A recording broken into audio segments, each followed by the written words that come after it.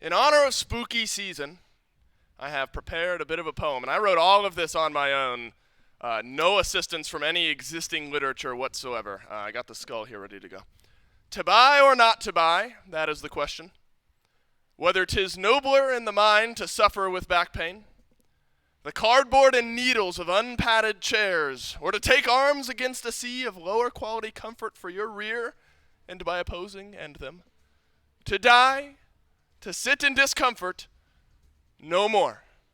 And that's all I've got prepared for you. And our chair sponsor, Maxnomic, will help you sit in nothing but comfort. And I don't know, this guy's pretty fun. Go to needforseat.com and check out the Maxnomic SMITE chair that we've got here for you.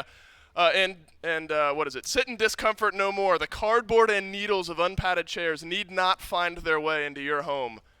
And again, all of that literature written by myself. And Gore, I imagine you've never heard anything like that ever. I was actually going to say, you should you should be a playwright, maybe write some sonnets. Right. Maybe go by the bard. Here's the problem. I don't know, or I don't remember what a sonnet is. That's what Google's for, dude. That's right. That. I don't have to know that. I bet Shakespeare knew Look, what. If I learned anything from my college degree, it's that Google is your most powerful ally if you can use it properly. And you were CS, right? Yep. Yeah, that's a lot of dude, no joke, my 102 lab, that was the TA is just like, Google it is the word that you're going to hear me say more than anything. Google it. Just Google and it. every once in a while you find the exact thing that you're looking for, and it feels really great. Jokes aside, we'll get into our second matchup of the day here, Gore. We've got a fantastic weekend. Not even the second matchup of the day, but all weekend long. Teams fighting for those top two spots will be facing off. A team that stands atop the standings right now, the Atlantis Leviathans at 4-0, will play their fifth game. Remember, 7. 7 is the number that you're looking to get to. Atlantis Leviathans will play their fifth up against the Oni Warriors, further distancing themselves from the rest of the pack. I'm excited as well for not only the Jade Dragons, but the Atlantis Leviathans playing the Titans this weekend. Hell of a weekend for the Tartarus Titans, who right now stand at 3-1. If they're able to win both of those, you go up to 5-1. You start to make things a little bit interesting towards the top. But it's very much, Gore, control your own destiny time for the Atlantis Leviathans. You've started off this phase well. You've got 3 games left to play. You get a win here. You're 5-0 with only a couple games left. You probably have the head-to-head against a lot of the teams that are chasing you. Your life becomes a lot easier if you're the Leviathans as far as first or second seed, if you're able to win this matchup. It's a really interesting spot to be in, too, because you're looking at it, and I was trying to, quick maths for it, but realistically, if they win both of these sets, they should theoretically be guaranteed top 2, depending on how the rest of the weekend goes, too, though, right? Like, there's nothing that is really solidifying them up there just yet. 4-0 is a great start. But if you go 4-3, then you're all of a sudden tied with a lot of these other teams. Yep. So it makes things a little more interesting and also puts some pressure on the Warriors, who have been on the rise, but not maybe taking the wins that they want. That's been the story with the opponents of the Leviathans, the Oni Warriors. The story of the phase so far is that the Warriors have been improving. Hasn't translated into a whole lot of wins just yet. The one win coming 2-0 over the Solar Scarabs. But the story, the word on the street is that this team has looked better. They've played a little bit more consistently. They've put up a fight against these top teams. Actually, this is one of the sets, the King set, that the Warriors played that comes to mind. And Nika specifically for this team, I believe Hindu's the one who likes to call people man mountains, and Nika has played that way here for this team in Phase 3. Yeah, I mean, well, hey, not just Phase 3. I'd give them the entire Maybe all year, realistically. The good news is, I'm going to take a little bit away from Nika than to give a lot back to Nika. So the good news is I have that to talk to him, so Nika give some back. is not the only player on this team anymore, and that is a good sign. And, of course, it's saying something like Huvo had some moments earlier this year, Vote did as well.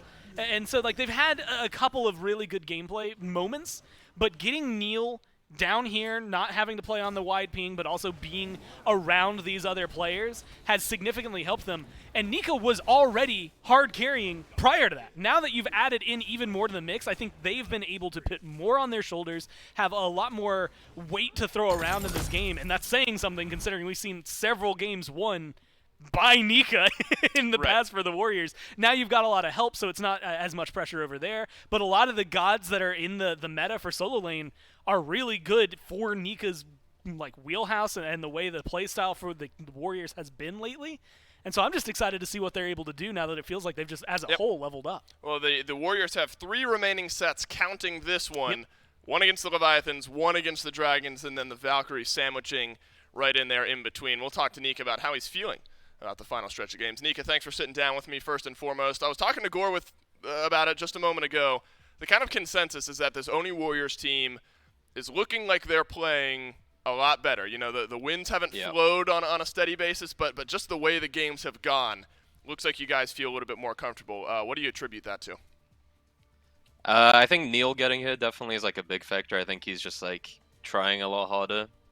Maybe that sounds bad, but like when you actually get to like focus on like when you don't have to worry about like ping and stuff, like you just instantly play better as a player. Like you can just focus on the bigger things, and I think that's like helped the team overall because like he's just able to lead a little bit more comfortably than he was able to do before. I think just individually everyone's playing better. Like the boys on ping are doing it like a lot better than they were before as well. Like they're kind of getting a little bit more used to it now, I think, as well. Well, let me talk to you a little bit about your goals here. I just mentioned to Gore, you got 3 games left in the phase prior to the group stages starting off. You're 1-3 right now. Admittedly, mathematically, I don't know how it all breaks down. Are your eyes on those top 2, or are you really just trying to iron out the issues, play your best Smite right now, and really looking towards the groups? I think my internet died, so I didn't actually hear the question. Was it about like the rest are of you looking towards top 2 really? I don't know how the math really breaks down. You've got the Leviathans, the Dragons as 2 of your last 3 games, or are you really just focused on playing your game and looking as good as you can? I think just playing the best Smite we can, and like I mean, we went into like the first group stage, like 6 seed or whatever, and we were like able to finish at top. True. So I mean, I think as long as we're like making improvements, we're just happy as a team. That's like the main thing I'd say. Kind of final thoughts here from you. You're playing the Leviathans today. The talk around the league is that they're playing like the best team in the league at the moment. Do you agree? And how confident are you feeling in your ability to upset them today? Hey man, we can take games off anyone on our day, so we just gotta hope today's the one. That's right, Nika. Really thanks for talking to me, and best of luck in your matchup. Thank you. Confidence from Nika, and I think that's important. He's gonna have a fun matchup with Yarkor here, Gore in the solo lane. I bet that internet thinks someone was in the microwave. Look, he's got 2 other people to deal with in there. I bet someone goes in there. They've just heating something up. There's no way internet still gets affected by the microwave, right? They've been talking about it for weeks. Is that a thing still? Probably. Not mine. I remember that used to be a thing where my internet would die if like when somebody in my family was heating up something in the microwave, but do you remember when, hey, get off the internet, I need to use the phone? I need to use the phone. And vice versa? Yeah, I'm in the middle of like a COD game and I get disconnected because somebody calls the landline at home. Yeah, it was unbelievable. Unbelievable. That's the only reason I'm not. That went over the head of 70% of chat. I don't actually know the numbers. Auburn, tell me how much of chat is young enough that they won't get that. Yeah, we'll You're younger than me. That's what matters. Look, the Oni Warriors opponents here, and I mentioned it to Nika, and he agreed that the Leviathans are playing like the best team in the league at the moment. They're 4-0. They're the only team through this phase without a loss. They've played a lot of the top teams so far in the league to get those 4 wins, so it's not like they've rolled over those easy teams. Zapman has turned back the clock a little bit, it feels like, on his performances. But the guy whose role he took and then swapped back to his traditional role, Yarkor, I think Gore maybe makes one of the most interesting matchups here in this set. Yarkor versus Nika should be an absolute blast to watch. The god pools overlap a little bit, and the play styles not too unlike one another. Yeah, I'm interested to see what they do about this. Like, we're going to see, admittedly, I thought it was actually going to be only RDO highlights because that was all they played last week versus the Bolts. We've seen them slip up a little bit, right? They haven't had this perfect run. Yes, the set wins have always come out for them, but they are still losing a couple games here and there. That is an important note to be had, and that's where the Warriors find a lot of strength. But like you said, with a lot of overlapping God Pool, and actually some that are maybe even not overlapping that go in favor of the Warriors, where Nika might be able to play something and make it look a little bit better. I'm excited to see what they do in the picks and bans, because RDO's been a huge topic of the conversation. We've had a lot of Cerberus. Last week, it was nothing but RDO for Yarkor. But we have to look at your Odins as well, these things that have been hard carries for both of these players in the past, and see whether or not they even make it through. That's what's really kind of catching my eye is this feels like such a solo-heavy matchup. Doesn't it? That you almost have to ban at least a few of those early on, or you have to be willing to first pick them. Yep, and here's, and to just confirm what we mentioned before, 4-0 are the Leviathans after playing the Kings, who they 2-0'd, Jade Dragons, who they went 3 with, and then went 3 against the Bolts as well. Yeah. And then the Valkyries supplying that 4th win. So the Leviathans have gotten wins over some of the top teams in the league here up to this point. One thing I feel like I've noticed, Gore, you can tell me if you agree or not, is that, especially in the last couple matchups, how do I condense this? It feels like the Leviathans for a while, they play around their carries so well, but it feels like Shinto's the last one alive in these fights, the last carry alive. Zatman might, sacrifice earlier on, and then Shinto just runs things over.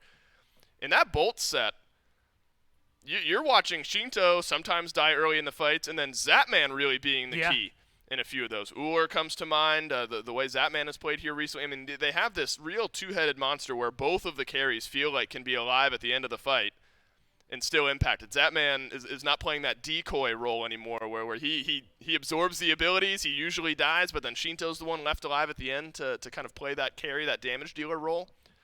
Feels like both Shinto and Zatman, as of late, have been playing that role. One game it might be Shinto, one game it might be Zatman, and this is a very scary team because of it. Honestly, I think it even jumps fight to fight, right? I think that there's a lot of opportunity where sometimes Zatman just gets jumped on in the middle of a fight. Maybe he's going to be the one that dies there, and then the Shinto comes up big, right? It is a really good, I think, dichotomy for the Leviathans as a whole, that they've got a great front line, they've got two good carries, and I think the linchpin of it, like we always talk around it, I put Panatom in both roles, which is really weird to think of. Like it does a really good setup jungle style, while also being a good carry sometimes for this team, and I think that opens them up to a lot of capabilities that we don't get to see out of every single team. And because of that, you get Panatom being very proactive in helping out either Shinto or Zap stand out, or helping out Yarkor and Rongyu in terms of peeling and making sure that those carries get to stay alive a little longer. And Gore, I do think it's important we throw some love the Oni Warriors way, especially their carries as well, where Dardes and Vote did not have the easiest start to the year. They've had some rough transitions. I think Vote has been playing a lot better here as of late. I think Dardes, though, specifically as well, identified in picks and bans for sure, but has also, I think, started to feel more comfortable. This team in general, the Oni Warriors, have started to feel more comfortable picking Dardes-esque picks, right? You're not forcing the meta onto Dardes. We saw Zhang Kui last week. Hera's been a pick. The Morgan has been good here for Dardes, and so shifting to gods that are still good, but maybe not the top of the tier list, things that make more sense for Dardes, I think is something that the Oni Warriors have transitioned to that has helped them look a little bit better. And it's interesting because looking at it, like just their first picks for the Warriors, they've done Erlang Shin, Yamoja, Sylvanas, Ardia. They've only had 4 games where they've been first pick, and for the most part, they haven't focused specifically that mid laner, which I think is ideal because you look at it maybe a little later on, they aren't worried about it. Maybe it's something that comes in for the Leviathan second phase of bans, where they start slamming some mid laners. We like to see against specifically the Warriors. The Morgan is a very high top ban up against them. But you've got looking at it, what is this? Aphrodite. You've got your Heras. You've got Discordia. There's so many other mid laners that you have to worry about that aren't even just the meta mid laners Discordia, up point. Against them. And I think that opens up a lot of golden opportunities for the Warriors. In this Oni Warriors team, it kind of continues as we see the picks roll through. Neoma has been an interesting pick ban strategy to discuss because you look at picks like the Kuzenbo, and early on in this phase, Neil was playing the Kuzenbo and was just obnoxious on that pick, wasn't he? The ability for Neil to walk in and wanting to be there, the type of pick that wants to be locked in the back line, just looks so good for Neoma, and then you saw him on a pick like a Sylvanas, where maybe feels a little bit more uncomfortable. Geb, the style of pick where you find your way into the backline, a big Cataclysm sets up a good fight for your team, so a good start for the Oni Warriors. And I wondered when the hat would drop here with Uller, because so much recently we've seen Uller drop to the second wave of bans, and sometimes not get picked or banned. That's not true. Not get picked is really what I mean, because he falls down to the second wave of bans. I wondered when we would start to see Uller first pick priority. Maybe it's in a situation where Zatman is the one piloting it, plus Nike, a good start for the Leviathans. Yeah, and honestly, it's like Uller's tied with the Raijin so far this phase, and the Terra, surprisingly enough, for the Leviathans in terms of play. Like, Zatman loves this pick, and I think as long as it is something that can be viable, he's going to lean towards it. And we've kind of seen the damage it can do in the right scenarios. He has 100-0'd people in a lot of these fights. And I think it's, again, an interesting position to be in, because like you said, for a lot of these teams, it's fallen off the radar. Not entirely. No. But enough that you're not too picking stressed other stuff about it. first, Yeah, right. you're thinking like Izanami's right now been pretty big, and conversations like that. Heimdall as well is still kind of in that conversation. But with Raijin kind of being a lightning rod when you're playing the Leviathans, I think that opens up the pick for Zap to say, look, you need to get whatever is best in slot, just blanket statement, and take that in. Yeah, there's going to be some matchups that are maybe a little more rough for you. Yeah, maybe that's something that they're going to be able to do on the Warriors. But if you do well with it, then you are going to be able to set up your team for success. Wow, I mean, this is an Oni Warriors-esque draft, isn't it? Really, I mean, the Morgan is kind of where that pivot comes in. But talk about team fight already through the first 3 for the Oni Warriors. You've got a Geb with a great Cataclysm, a Hunbats with the Fear No Evil. And so you've got lock in place and then disperse plus damage. So setup fantastic for the Oni Warriors right now. And then you've got another one of those 2 things, if you want it, with the Morgan out of the mid lane here for Dardez. And so now what you need to look at, Gore, if I'm not incorrect, is follow up on that setup with your last 2 picks. So you've got someone in the mid lane. Your Hunter's going to be very important to pick around that. And then someone for the solo lane there as well. Because setup-wise, it feels like the Oni Warriors are pretty comfortable for their first 3. Yeah, I like this draft a lot for the top 3. I mean, the Morgan has been, again, one of the most banned gods versus the Warriors, but it's also been doing really well for them. Admittedly, they've only played it twice, but they've got wins on it each time. Yep. And it has been, we had been talking about the mid lane earlier, but that is maybe one of the biggest powerhouses. I'm really curious to see, like, Morgan Le Fay jumping back into the fray. We've seen her now 2 games in a row. Lost, I believe, when Hurry was playing her, but not due to Hurry win specifically. He had some really good moments. I'm really interested to watch how this goes for Shinto, because this is a pick that can do a whole ton on her own, can save herself, deal a lot of damage. And in the middle of the fray, looking at it, we were talking about it earlier, maybe is the one dying after all of that setup damage to just let Zapman run through and deal whatever needs to be left done. But it also is interesting because with that Nike still being something that could go solo or jungle, Yep. I think this puts them in a good spot to at least pivot something if they need to for Panatom, but also get a really good pick for their support wherever wrong you. I wouldn't be surprised if that's their lock-in right here. Oni Warriors are thinking that this is a solo lane pick. In the last 6 games, we've seen 1 Nike for the Leviathans, and it did go solo, but still very much flexible as far as where that can go. And Gore, you're spot on there. Sylvanas, a pick that has been first picked a couple of times here as of late, falls down to the second wave of picks, the first pick of that second wave for the Leviathans. So you're going to leave that last bit of question mark up to the last pick here, whereas the Oni Warriors have to show their full hand. And Guan Yu, the pick for Neek out of the solo lane, a pick that maybe caters to his play style pretty well. I like Guan Yu just in general. Like, I think he's just a fun god to be able to play. Maybe not so much when you're on the receiving end. Talu Assault is a lot of damage, a lot of prot shred, really helpful up against something like a Nike, but you also have a lot of good stuns. When I look at the team fight for the Oni Warriors, it's nuts. I mean, you've got Guan ult, Geb ult, Hunbat's ult, and that's 3 distinct, fantastic setups that are so coveted in Smite that are going to be able to get a lot done for you. And if you stack 2 of them together, I'm thinking Cataclysm plus Guan or Guan plus Hunbat's, it's going to be a very easy separation of the Leviathans in the late game fight. Hachiman has been the answer for vote here as of late. If it hasn't been Uller, which it was in both of the games against the Kings, it was Hachiman in the 2-0 win over the Solar Scarabs. 7-1-9 and 7-2-8 were the last 2 games that Vote played on this pick. Set to round out the draft, Gore, for the Atlantis Leviathans here. Figured it might be solo or jungle that they still needed. Ends up being jungle for Panatom here on this set. Have seen a little set, but maybe more for Cyclone Spin in duo lane than we have seen out of the jungle. Though the recent changes with 8.9 maybe looks good for Set and the itemization moving forward. And look, Set can be a hyper carry. He can do a lot of damage and a lot in the middle of a team fight and get things done for you. Panatom has been one of those players earlier on this year when Set was like hugely meta. Last year when we started seeing Set a lot as well, was one of those players that was really making an impact with him. But it does worry me, because if he gets off to a good start, the Morgan can just become Set and do the same thing against them. Yep. And with the setup that she has, it becomes a lot easier. Look, Nike's going to do a lot of work here. Sylvanas is going to be able to do a lot. Yeah, the set up. But look, Hunbat's, Geb, and Guan, they couldn't hear. Mifflin just said that sucked. Yeah, well, you know what? Nif isn't on the desk right now. He Yeah. doesn't get to choose. That was good. Yeah, there you go. And it's out of his So hands. decreed by God King Dave. That's right, God King me. He's me got and- the skull. I've You got the don't skull. argue with a man with a skull. Yeah, He'll right. kill you. You're not allowed to argue with me right now. Between Uller and Morgan Le Fay here, Gore, there is a decent amount. Wait, let me line this up well.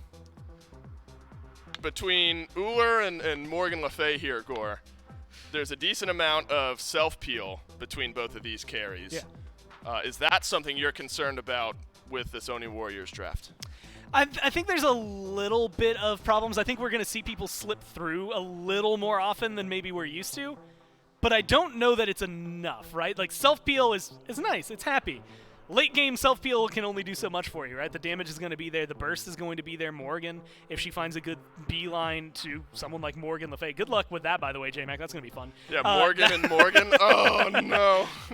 I still want okay, first off, Morgan and Morgan, someone out there, you can take this idea. Back-to-back as, like, a law duo. Right. Yeah. Well, someone who's good with Photoshop. Photoshop. That is a law firm, I think. Somewhere, I think down in the southeast, Morgan and Morgan is Okay, like just find their, like, promo and then Photoshop the heads onto their bodies. Yeah, spot on. I don't know what the promo looks like. I just see their names on I assume it's two dudes back-to-back. They've gotten so arms much crossed and free. suits. They've gotten too It's much like the free standard airtime lawyer already. thing. We'll send our bill their direction here. Hachiman though, Gore, I think is pretty interesting. It's something that Vote has prioritized when the Rom hasn't been there, when the Uller hasn't been there. Is Hachiman at a good point here in your eyes? I mean, I know the banner can synergize pretty well with some of that just ability-based damage. What do you think about Hachiman? I think he's been like just fine, right? It's one of those things. Uller, and it's easy to talk about Uller. We have so many highlights from the last few weeks where like his health, the health bars of his opponents have just gone from 100 to 0, or an axe stun is the only thing that makes a huge difference for him, and all of a sudden it turns the fight. But Hachiman's been that like sneaky damage, right? Like you expect a little bit from him. And if you get the stun, first off, if you hit the stun with Hachiman, that is a great way to start the fight. But the banner you had mentioned does way more damage than you expect it to every single time. I've watched a lot of Hachiman games, and it still surprises me. And so I think it's one of those moments that, yeah, maybe he's not the same capable burst that Uller has, at least in the same amount of time. But he can win these boxing matchups, and I think a lot of that is going to come down to Zapman's axes versus whether you get, if I guess Vote wants to go in with the dash and get a stun, or how safe Vote's going to be playing. So there's a lot that's on the line, and it comes down to just mechanics. I think the ebbs and flows, if you look at these drafts as a whole, I think the ebbs and flows of the team fight core will be pretty fun to follow along with it as well, because it feels like between a Geb, a Hunbats, Morgan, Guan Yu, Hachiman, I mean, that is you're charging in, and then you get a second one of any of those with Morgan out of mid. How do you think the Leviathans, with their draft, have to play a team fight like that? Because they've got some engage as well between the Nike, the Sylvanas pull. Set wants to jump in and dive in. Do you imagine this is a bit of a second wind? You kind of weather the storm on the initial engage, and then you're able to find your own secondary engage, or are you trying to punch the Oni Warriors in the mouth all the same? I think a little bit of both. Sure. I think they've got really good retaliation, and that Nike set should be able to dive really deep into the backline, cause a lot of disruption, create a lot of space for someone like Uller to do the damage, for Morgan to do their damage. And whether or not they're burning through the front line that fast, it doesn't matter because they've got so many targets that can just jump and deal with Hunbats, Morgan, and Hachiman.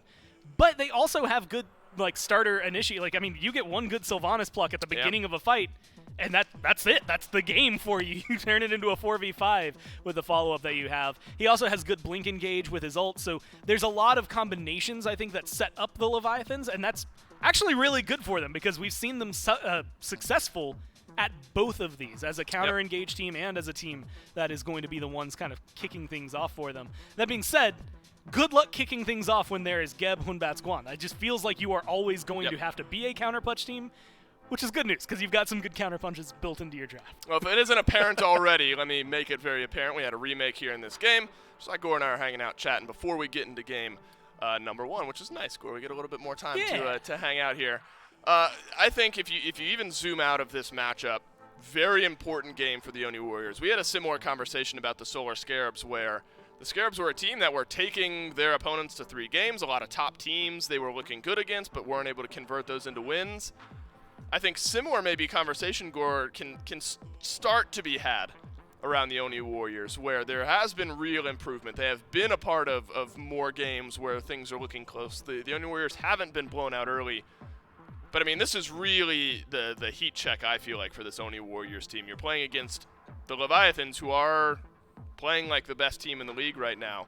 Yeah. And so I think ever so important for the Oni Warriors, even if you don't get the win, even if you don't win the set, even if you don't win a single game, to look competitive. Because that's what the Kings set felt like, where the Oni Warriors lost 2-0, but they were at least involved in both games, and the coin just didn't drop on their side. And the good news is, well, good news, bad news. Good news is that they've had a really good early game. This team doesn't necessarily scream early game to me at all, but it does have, I think, some of its merits. The bad news is that the Leviathans, it doesn't necessarily matter a lot portions of the game if they are 10k down, 10k up. They tend to play the same way either regardless of the status of the game. And that's something I think that is a little worrying. The good news, again, going back to it, is that the Warriors' picks have been beneficial to them a little bit more lately. This Morgan is the one that is kind of the linchpin. Not a lot of teams... Actually, that's not even true. A lot of teams now have the Morgan. A little earlier this year, it felt like it was only like 3 players. But this has been one that is a go-to for the Warriors. It's in their top 3 picks overall this year, and it's in their top 3 wins overall this year as well. She's got 8 out of the 14 games. And like you said, while it might not always be a guaranteed, hey, you're going to win this because you have the Morgan, it does lean things in their favor. And alongside the rest of the setup, the capabilities of turning into a hyper carry like Set or turning into an Uller if Zapman just tends to pop off, or no Nike on the other side. There's a lot that you can do with this pick that I think is going to give the Warriors another edge in these team fights. I think Hunbats, but Cuvo Fred specifically, Gore, is personally, outside of everything you've just said and agree with everything you just said, Cuvo Fred has played Circuit in 4 out of the last 6 games. Yeah, he needs to do... You need something a little bit different here. You know, they've looked okay. One of those 4 games was a win. Cuvo Fred needs to have a big performance here up against the Leviathans, and Panatom on the set. Oni Warriors versus Leviathans with J-Mac and Mifflin in Game 1. Thank you so much, Dave and Gore. Jumping right into Game 1, the Oni Warriors against the undefeated for Phase 3 Leviathans. Can they finally put a wrench in the gears here for the Leviathans? We'll have to find out. It's J-Mac and Mifflin with Doug standing by for the camera. And man, what a team fight composition that the Warriors have put together. Not just the fact they have, Geb, big circle, Hunbat's big circle, then you have the cavalry charge out of Nika, decent area, but then you can have a second one of any of those that you decide to with Dardes on this the Morgan. And they were giving us, yes, the Morgan Le Fay, it's going to be annoying to go through. For some reason, I always consistently mix up mounted archery and cavalry charge for no reason, because only one of them uses a bow, so only one of them would have archery. But that's going to be a fun one for me in general, just for the combination of these 4 gods all in one game. Dardes in some trouble in mid up against Shinto, lose out on a lot of his HP here, mostly to the minion wave, but maybe is able to work his way back and start to heal himself back up. But that is not a great start for the Morgan. Not going to be fun for him, and not going to be fun for Hardcore over here on this right side. We don't see a whole lot of Guan Yu. First time this phase he's picked up, and sometimes you forget just how much damage that god can do. Tallow Assault plus the dash to do a lot of damage in the very early stages of the game. Then he can hit that level 3 and get that heal. And with that Bluestone pin, it just makes that damage even worse. You can see Hardcore's health bar getting slowly chipped away, just like that minion wave. I mean, that's just Tallow Assault that nearly full cleared that wave. Yeah, Nika's going to have a distinct advantage inside of the 1v1, probably for the entirety of the laning phase here, but Yarkor, once he does tick over to level 5 and acquires the Sentinel of Zeus, will mainly just be able to stay alive throughout the entirety of this one. I mean, Nike doesn't really struggle in very many matchups, and once Ren gets a couple more points, she'll be able to match some of that clear. But I think you're right to highlight the Oni Warriors' team fight potential. I would argue that the Oni Warriors have put the Leviathans on a timer here. You need to find a lead, and you need to find it soon, because if the Warriors are allowed to come into this match 25 or so minutes in from an even state, how do you beat this composition? I mean, Gore did a great job highlighting all the CC and disruption they've got, all this pick potential as well with Dardes on the Morrigan. I think that the Warriors have come away with a very, very strong draft here, and it's not as if it's all engage. They've got good counter engage as well. So even if the Leviathans do pull a lead, how do you run past a Cataclysm, a Fear No Evil, Stone Shields, and chase down all these horses? Nika, who was bullying Hardcore earlier on, now that Hardcore's got some safety, he'll punch it right back. And a teleport in by Panatom puts the Leviathans on the board for first blood. A nice little answer right back to this Guan Yu. A little bit of healing on both ends of the board. You have the Guan Yu for your self-sustain of the Warriors, and well, Kivo, he needs to go ahead and jump away. And then you got self-sustain out of Rong Yu with the Sylvanas, and then it's also a meditation coming out from both of them for even more sustain. So that's going to have to be something that will need to be answered by both these teams as the game goes on. Purple buff does get secured there by the Oni Warriors. An unsuccessful steal attempt there out of Leviathan, so Vote will maintain the buff, and he'll at least both him and Neil be able to stay alive in this duo. And Zapman in very good form. You can already see it from the mechanical play there. Uses the axe, then body blocks to find a couple of more auto attacks. If he maintains that going forward, I think we've got faith in the Z-Man to have a great performance here on the Uber going forward. But Cuvo Fred actually comes out very far behind off of that trade. Sure, it was Nika that does fall, but losing out on that blue experience does not feel good. And speaking of good mechanical play, that was a quick reaction with a stone shield from Neil Ma, who is now playing locally for the Oni Warriors. So expect great things from this team, who has been on a very large resurgence recently. But as of right now, Leviathan sitting 1,000 gold in the lead off of just First Blood. Macro play favoring the Chaos. Neil with a nice shield. Harpy will be secured by the two of them. Vote gets pulled in a second time, but a second time Neil has that shield. Attempted body blocks, but Vote's going to need some help with his own body blocks. Some decent damage by Zapman. Axe toss comes out. That one will get the beads. Vote, he'll get hit by the fadeaway hail of arrows, but it's Cuvo Fred on the way. Zapman might be the one in danger, but Cuvo's not 5. No ultimate available to him just yet. So instead it'll just be some damage fired back. But Panatom, he's level 5. Could be engagement over, but Rongyu finally off the mark on that pull. Vote will get to live to see another day unless Panatom goes over this wall. He'll be spotted out. Cuvo Fred will be the one who meets him, and Cuvo on the wrong side of the fight. Panatom puts another one in the coffin. 2 up for the Leviathans. Man, the duo lane of the Leviathans are clearly having themselves a great match here as Vote takes a little bit more damage. The chase is on. Rongyu finds him. Another pull. This one onto Neil Ma, but no further follow-up. But ultimate out of Rongyu gets some damage. But Neil will live, and so will Vote. Vote standing next to that spawn. I don't think he realized he was getting chunked away by the basics that those spawns throw out. It's not a whole lot, but if you keep standing by it, it can eventually start slowly adding up. It can, and Vote certainly not happy with how that one started. Was able to secure the last purple buff in his favor, but all on his own. Yes, that man's able to take this one pretty easily. Rongyu's pulls this game have been the difference maker inside of the duo lane. I mean, it is constant aggression, forcing the stone shield early in these skirmishes, not really able to avoid too much. And Zapman's patience, just making sure that he is able to find those acts despite the efforts of Neilma to find the body block. The Leviathans are in rare form, and this gold lead is already starting to expand itself. 1,500, 5 minutes in. I thought maybe we were going to see Neil pop the ultimate there, but I guess with Vote a little bit too low, doesn't want to commit quite early enough to that fight. Instead, he'll go ahead and rotate out and leave his Hunter to his own devices here. Vote will go back and pick up the Tier 2 Hunter's Bow. Zapman going back gets his full Jotun's Wrath, a nice 2,200 gold investment.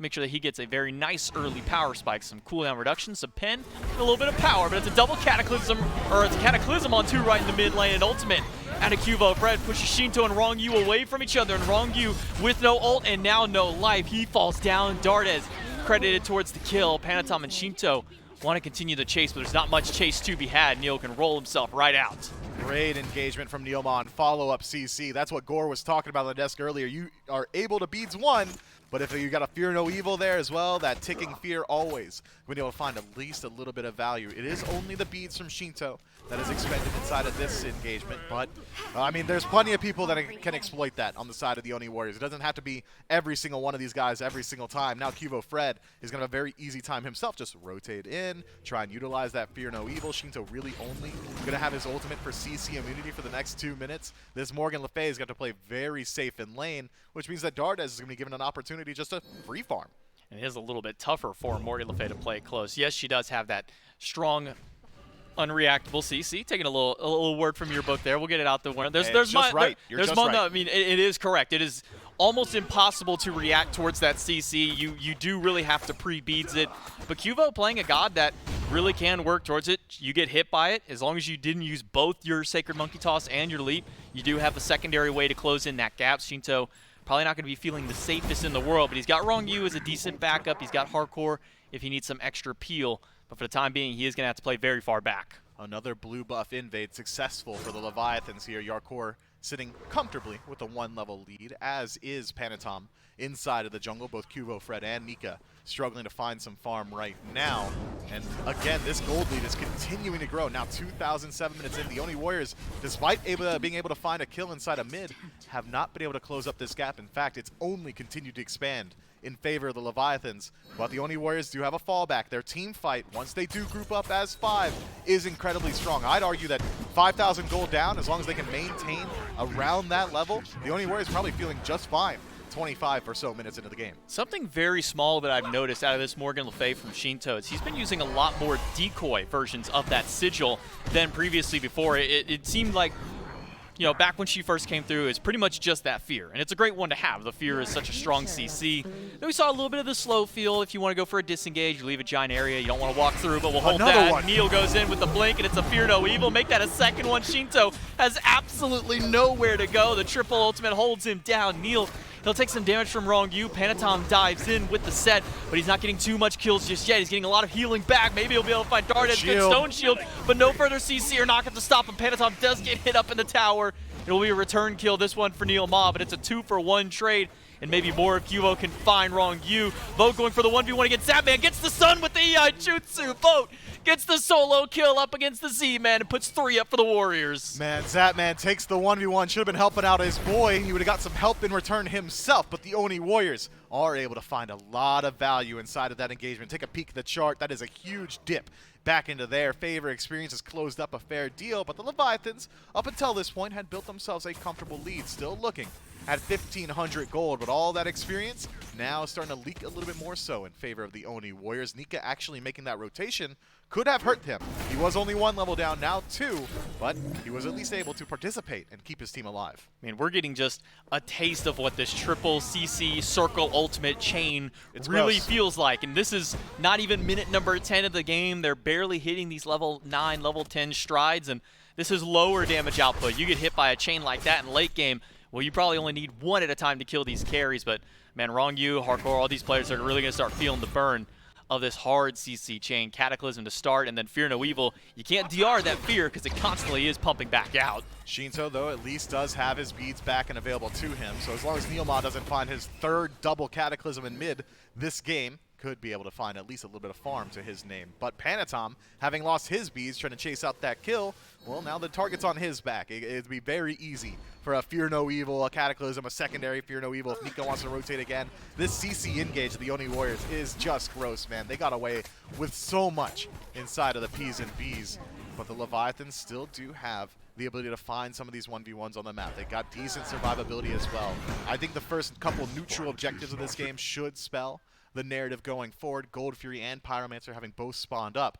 We'll see which team aggresses on it first. Despite all these big fights going the way of the Warriors early on, it is the Leviathans who are maintaining that gold lead, 1,500 here at the 10-minute mark. Doesn't seem like a whole lot, considering that they've really kind of been losing the last few team fights. The fact that they do still maintain that gold lead is a strong staple on their farming capabilities. Dardas here, level 11, about to take over 212 with Cubo Fred, and that can allow them go back and get their second relics. That's one of the bigger power spikes in the early game, is hitting that 12, being able to have that second relic, whether it be CC immunity via beads or damage immunity via the Aegis. It'll be most likely where Dardas kind of hinges his bets on it. And Cubo Fred most likely wants to get those purification beats, have some safety late game.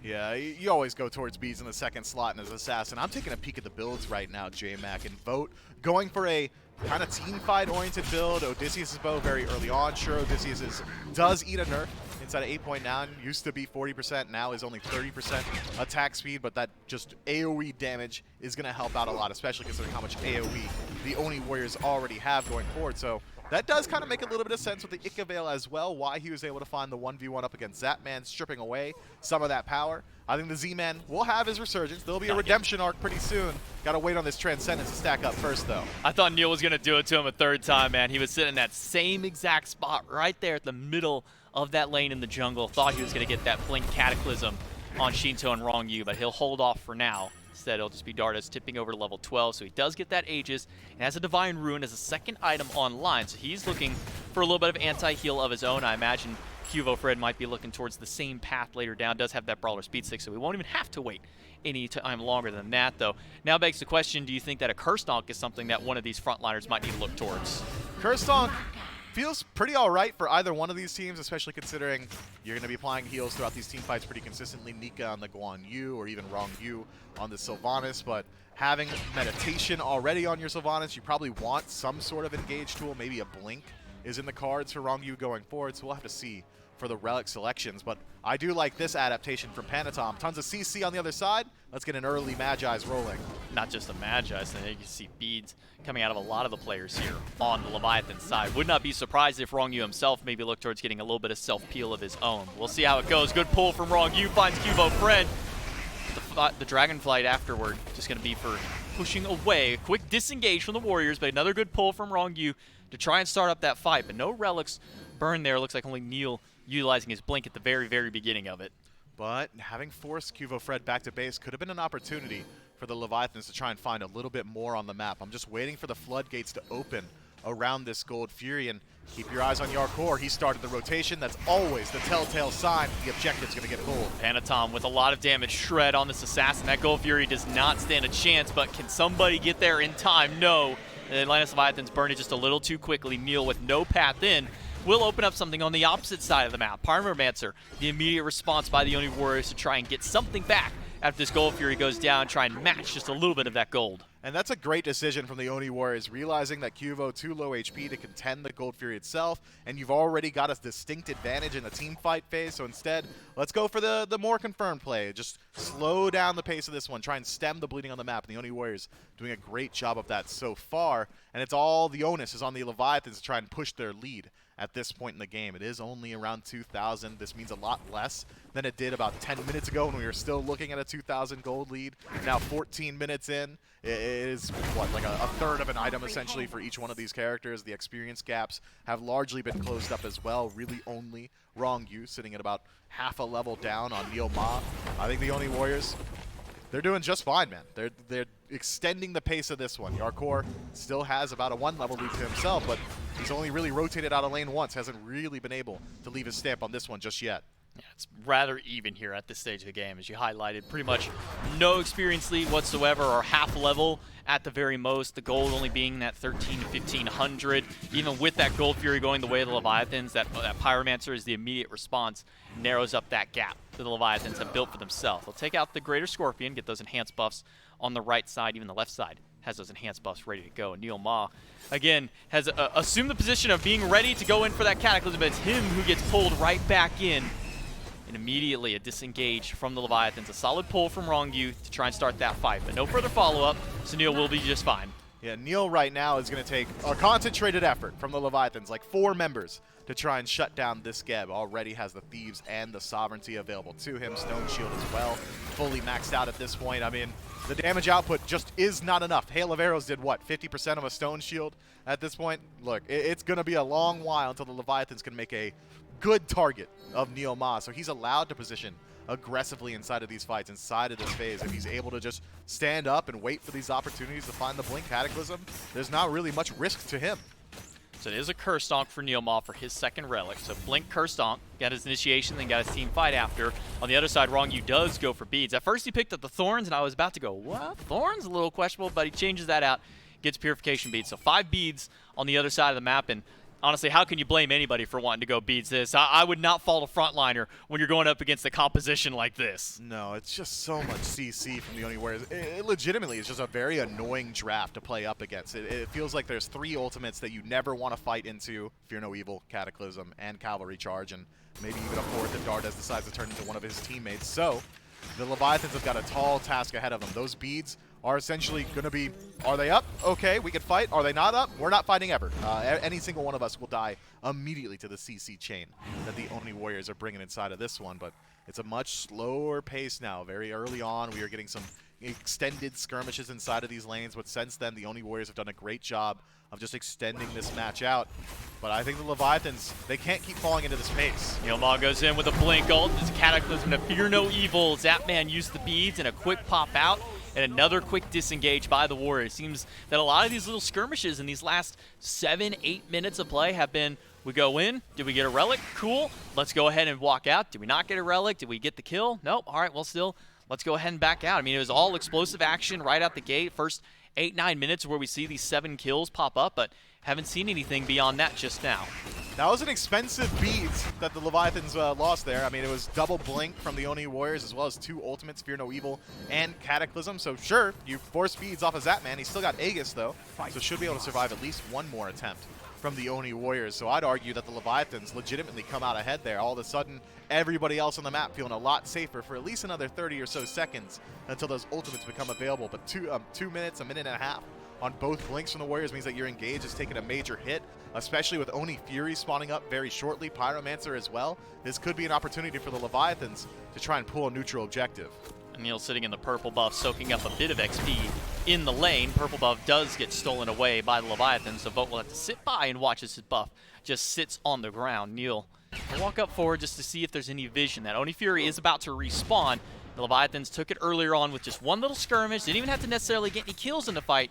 Just pushed the Warriors back just enough to be able to sneak that one away. And you called it, it's once you see Hardcore make this rotation over towards mid, that's how you know these Leviathan players are ready to take an objective. And happened earlier, right when that Fury spawned up. We'll see if Hardcore makes another rotation to this left side of the map. And that's true of all Soul Laners, by the way. These guys only leave lane when your team's begging you to help around these neutral objectives. So it's not just a Yarkor exclusive tech here. Watch Nika as well. Once he decides to leave that lane, could spell that the Oni Warriors are feeling confident enough to decide to go towards this Oni Fury itself. But as of right now, neither team feeling that level of confidence. Still waiting 40 seconds on Zapman's beads to come up. 20 seconds left on both Blinks from the Oni Warriors, but seems like the Warriors are on the hunt, doesn't it? Dardes positioning very aggressively here inside of the stealth. Had he come into contact with Shinto, could have very quickly removed 50% of his HP bar at least. But as of now, the Oni Warriors do have vision control of the Gold Fury pit itself.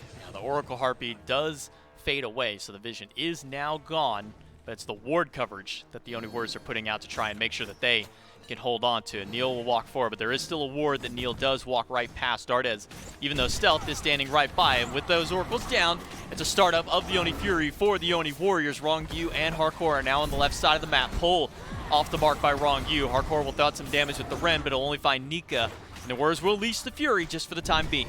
Both teams have a fair bit of sustain inside of their composition, so neither team overly favored in an elongated fight, probably giving slight prowess to the Sylvanas at this point. His healing a little bit more impactful out of combat than Nika's is, but as of now, the Oni Warriors are maintaining the defensive positioning. Leviathans kind of scattered throughout the left-hand side of the map.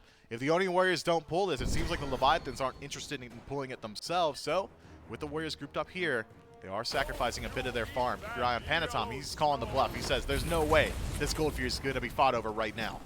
And that one little ward right there above that red camp was giving the Leviathan so much information specifically against Dardas. Now that that has faded away, maybe a little bit easier here for the Warriors to start something up. Oni Fury already started, now down to about half health. Ward dropped by Rongyu just to keep the vision. Pull off the mark. Rongyu doesn't find anybody. Goes for the ultimate. Only hits Neil. Narkor goes in. It's a fear no evil. Oni Fury goes the way of the Warriors. And again, another quick disengage. The fight is over. The Fury is over. And the Warriors want nothing except to get out of here. This time, the Leviathans decide to take the trade themselves. And despite the Oni Warriors having a superior late-game teamfight composition, it's worth noting, back when the Leviathans went by the name Sanguine, it was a 25, 30-minute Sanguine win. We group up as 5, we team fight better. So this is a phase of the game that the Leviathans are very comfortable playing. And stripping away the Pyromancer, the Tier 1 tower, I'd argue that was about a net neutral trade as far as objectives go. The Oni Warriors, though, I just don't know how you deal with all of this CC. We even saw it there. How are you going to steal Gold Fury away from a team that can drop Cataclysm at their feet, put Fear No Evil at their feet, and say, hey, if it's 30%, I'm just going to drop all this AoE CC. Good luck walking in. Maybe a hail of arrows from downtown, but are you out-damaging what Dardes is going to bring from short range? I don't think so. It's one of those questions, or more like one of those statements of the Oni Warriors of, I dare you to walk towards this objective. I dare you to walk to one of our carries. When you have Neil as a front line with all that AoE and Cataclysm, Nika who can dive in that back line with that cavalry charge. Vote has a ton of safety with his own mounted archery. You know, if he gets dove on too heavily, he can just jump on his own horse, decide to ride right out of there and reposition himself. And now Cuvo Fred, 4 items deep in the build, and again, I mean, we're 7 kills in. This is the same 7 kills we had 8-9 minutes in the game. It's all just been objective play, and neither team has needed to kill anybody for these objectives. It's just these push them back, leave that tiny little window of opportunity. We've now seen 3 major objectives go that way. Yeah, the Oni Warriors' threat of teamfight is enough to stop the Leviathans from trying to take these engagements in a true fight fashion. Instead, it is just looking for poke, and Shinto poked out a fair bit here, 20% loss. But Rongyu should be able to heal him back up with the Wisp. With both neutral objectives, or easy neutral objectives, I should say, Pyromancer and Gold Fury dead. 22 minutes in, we're starting to approach that magical SPL time when the Fire Giant becomes a viable route going forward. The Leviathans have been able to nurse this 3,000 gold lead for the last 20 or so minutes, but I mean, I said it early at 13 minutes. It doesn't mean as much as it would have a little bit earlier on. 3,000 gold at this point is a paltry sum.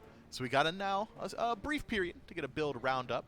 The Oni Warriors, and specifically Neilma, going for a slightly more aggressive build. Pridwin going to be the pickup here, and that additional just sustain, the HP, the ability to stick around inside of these team fights, going to be very nice going forward. It seems like the Oni Warriors' plan in the actual engagement is Neilma in first, burn beads. If someone does beads, Cuvo Fred in after, and then Cuvo Fred 2. I'm talking about Dardes in after that. So it seems like it is always going to be Neil kind of starting off these engagements. Fire Giant started by the Leviathans. Maybe it's just a bait to get anybody forward, but it's down to half health and not much response yet. Dardes is here at the front line. Nika goes Point in toss? on his own cavalry charge to jump in and find the back line. It's the Leviathans Close. who get the Fire Giant, but how will the fight after go? Cuvo is low. Zapman finds Dardes, and Zapman's still looking for more. Nika and Neilma in the middle of everybody, and it's Shinto who picks him up. It's a double kill for Zapman and a double for Shinto. Can they get the full house of it? No, it's Panatom who takes the last one, and a quick and immediate deicide by the Leviathans, plus that Fire Giant. The Oni Warriors have the team fight. They've got all the abilities they need. Everything was up there, but they used every single one of their AoE CC abilities in an attempt to steal the Fire Giant. I'm talking 2 Feared O-Evils on the Fire Giant pit itself, so by the time the fight was grouped up, by the time the Leviathans were legitimately 5 stacked on top of each other, there was nothing left in the tank for the Warriors to play around, and now the Leviathans, with 15 seconds left on the nearest respawn, Fire Giant on 5 and healthy, could just walk into the Titan room. Neilma down to 10 seconds on his cooldown. Dardes for 12, and this could be the end of the game with just one small team fight. The Leviathans are able to clutch out this win and take game number 1. Completely counter compared to what we thought this game could have been. We were thinking maybe 30, 40 minutes where we see the big action take place, but no, the Leviathans bring it here. They force a fight around that Fire Giant. Do you see the staggered cooldowns on those beads? You highlighted it perfectly. They used them all at one time. You see 3 sets of beads at 120 seconds, and then another 2 sets after at 129. Flawless team fight there by Leviathans, able to take game number 1 and send us over to game number 2. We'll take a quick break, and we'll get back here with the desk.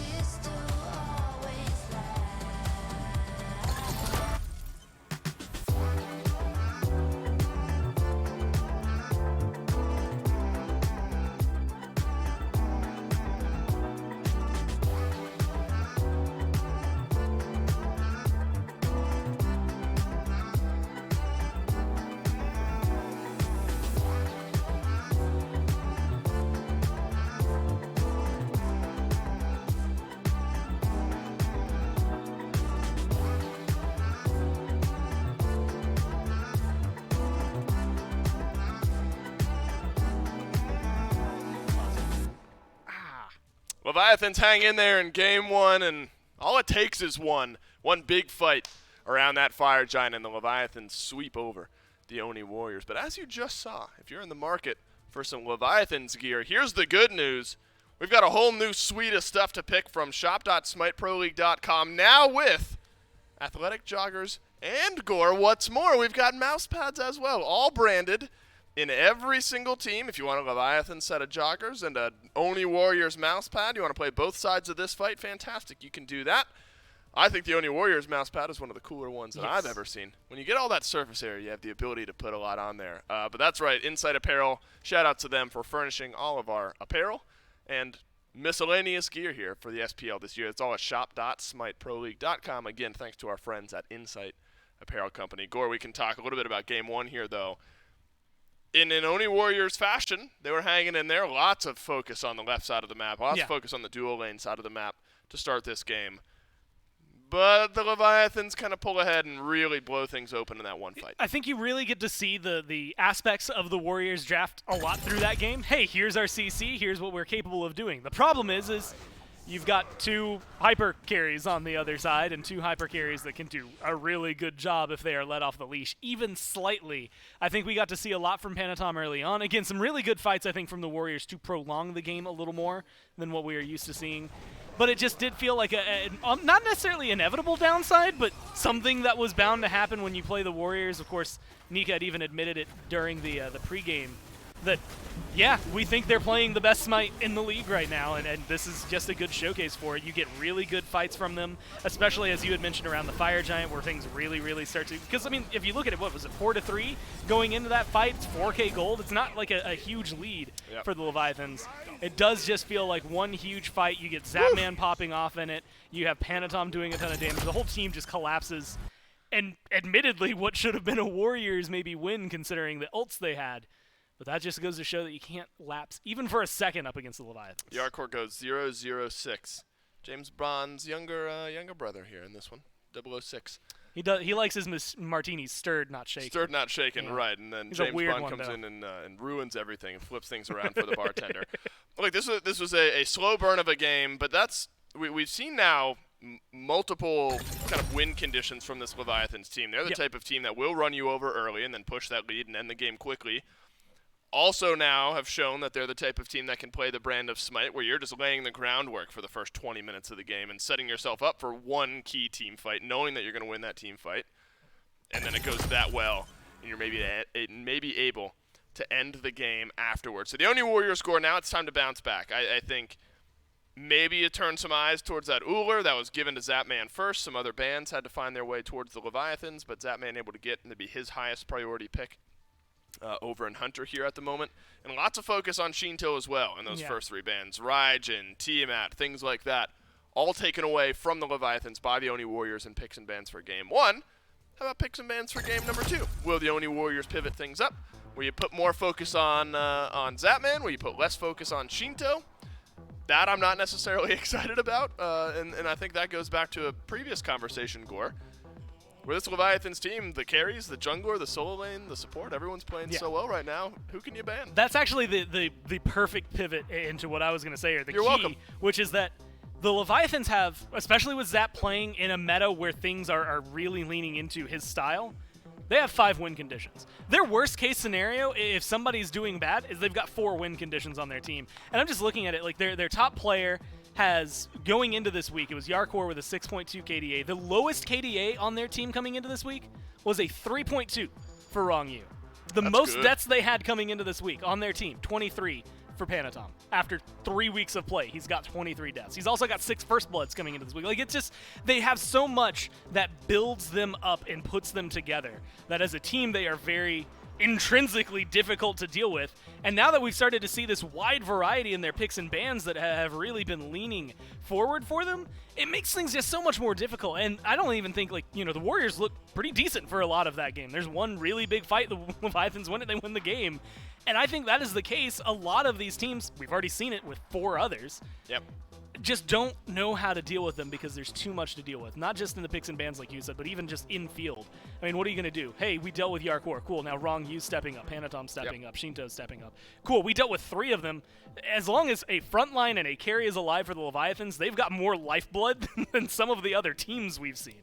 Yeah, the Oni Warriors will pivot up a little bit here with their bans. They take away the Geb, Gore, which I think is a nice little swap here for the Oni Warriors team, and they're able to give themselves the Uller in that first pick slot. So Zapman not going to get the run back on the Uller this time around. The Leviathans are going to stick with the Nike, though. Apparently that's been working for them, and they want to stick with that recipe. And I'd said this last game. Terra's one of their most picked gods. Wouldn't be surprised now that she's slipped through if they maybe try to scoop her up for Wrong Yu, especially since there's not a Guardian already available for the Warriors. This is a good pickup that the Warriors would be able to run away with as well. So it's a kind of dual-sided blade, right? Yep. Hey, we get something good for us that we know we can be successful with, and we get to punch you down a little bit. We've already banned the emoji. That was gone last time, but now that the Geb's gone, we're controlling that role a little bit better. Good news is that support's got a lot of options right now, so it's not like it's the end of the world. No, Terra's been 3 out of the last 6 picks for Wrong Yu, and it has won 2 of those 3 games. And so the Leviathan support plenty happy with the pick he was able to get there. Umoja, Odin, and Artio all taken away in the first 3 bans now for the Leviathans. And this is an interesting spot for the Oni Warriors. You can kind of further double down on taking something away from Shinto if you're the Oni Warriors, if you want to pick your mid laner here in the top 3. You don't necessarily love Gore maybe having to show both of your carries early on in your draft. Yeah. But you are able to do so, because on one side, the Leviathan's taking away a couple of the supports, a couple of the solo laners. They already get their solo and support locked in, while 4 in that category have been taken away. And at least for one of the last 2 picks here for the Oni Warriors, the King Arthur will be the selection. Now, the thing that's really interesting to me, and I actually agree with you, because maybe not getting both of your carries here, I think you've got so much flexibility in mid that that's something you should work with and recognize that they could ban off 5 mid laners and still not necessarily hit something that Dardas is going to be able to play and play up at that high level. But it also is opening up the conversation for what gods have been very kind to the Warriors in mid lane.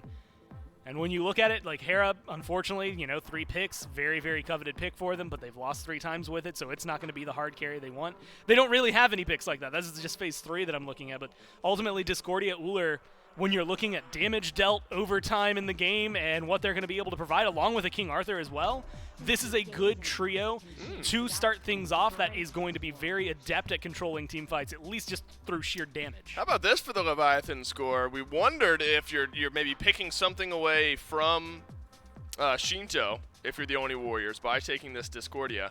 The Morrigan's still left open, so none in the last 6 for Shinto have been on Morrigan. But we do have some data in the past of Shinto playing this pick, and it has looked pretty good in the past. I think Shinto has done more than enough to prove that we at least need to give him his due credit when it comes to picking something a little bit newer and a little bit more unique. One of the best in the league at playing SMITE, playing mid in general, and so I think he deserves at least my initial "I'll trust you" on this one. And it's funny because I feel like we've seen a lot of games, well, not like a lot, but like a good amount of games of Shinto on the Morgan. He's only played 3. This is his 4th one. But it's done decently well. I mean, 2 out of 3, when the numbers are that low, like, hey, your percentage, I can say That's it, right. You've got a 66.6% win rate on the Morgan if you're the Leviathans. That sounds great. You've only won with it twice. Sure. Doesn't maybe sound as great. But it has been something, like you said, that has been showcased to be a really good pocket pick for Shinto, really adept, and I like the way that it fits his style. One, he can turn into any of those 3 picks that I just highlighted on the Warriors and how well they're going to be able to play. But also, you get a second Terra ult if you want it. You can get another big power remember, burst. Gore, Charybdis available. And we talked about this on the waiting room. I don't know if the Charybdis is going to get locked in here. There is some viability to it. We've talked about why we might see it, why some hunters do like it, why some hunters don't like it, how it feels good, how it feels bad to play against. There's been swirling speculation about whether or not we would see it, and we do! Wow. We do see it. Charybdis ends up getting locked in here for the Leviathans, and I think that's what we got to talk about at this point. For people who weren't able to tune into the SPL waiting room, Gore, run it down here a little bit with me. We know that 3, the Whirlpool, is maybe the ability that makes this kit shine. She's got an angler fish for an arm. It's pretty cool. No, she she can do a lot. That is and I think what when matters. we talked about it earlier, that there was a lot of concept and conversation about the fact that if you're ahead, you're going to have a pretty clean game no matter what. Cool You've eyes. got good clear. The problem that always comes down with her is the fact that most of your abilities are very short range. Shorter Like you are range, right. going to be getting hit by autos before you're throwing those out there. But there are a lot of opportunities. I'm really curious about the Uller matchup. That's going to be Look, we have probably not that fun. Well, we He's have- got nothing but range. She's got limited range. And there's now an Wheelish on the enemy team that doesn't feel great for Uller. Well, look, at this point we have no data on any of the Charybdis matchups in the SPL. We're going to get Because our we first haven't seen data any point yet. on Yeah. one of them, right? Wow, so this is exciting. I'm very interested to see how this Charybdis does. Gore, I'm going to give you a second to think about it. Serket Yeah, for yeah, Kivo Fred, if yeah, you can yeah, pull yeah. up that Yeah, win yeah, rate. yeah. I am Okay. curious because it's been often. Year long? 4 out of the last 6. Whatever you got for me, Gore, Okay, would be yeah, would yeah, be yeah, yeah, fantastic yeah, yeah, because yeah. in the last 7 games it's been 4 picks for Kivo Fred, and the jury says 66%. really. Yeah, 10 All out of right. 15 games. All right, so 10 out of 15 games, and they're going to stick with, and that's a 66% that sticks, right? Yeah, I mean, that's that is 15 a games. strong 16 as opposed to the soft 16 for the Morgan. All right, so Charybdis, Gore, what are your expectations? I mean, I know it's the Leviathans playing it. I think you got to give the Duke credit over to that duo lane. Do we think Charybdis has a good debut, win or loss? Do we think that Charybdis is in a spot against the draft that the Oni Warriors have, where expectations can be heightened a little bit? I think in lane, she's not going to have a good time. There's an Uller over there. I just don't think you're going to have a good time. Fafnir. Uller Fafnir just seems like it's going to be problematic. But that's true for anybody. I don't think that's necessarily a Charybdis thing. I think that's just true in general. You are going to have some struggles there. I do think that during the late game, and you had highlighted it, but like the ability to go damage immune, to have CC immunity built in and keep you safe for so long out of combat, things like that, get you out of a lot of these engagements, and specifically CC. I mean, a Serket ult on the Charybdis, you go into your 3. Cool, I'm just going to ignore you now. Things like that.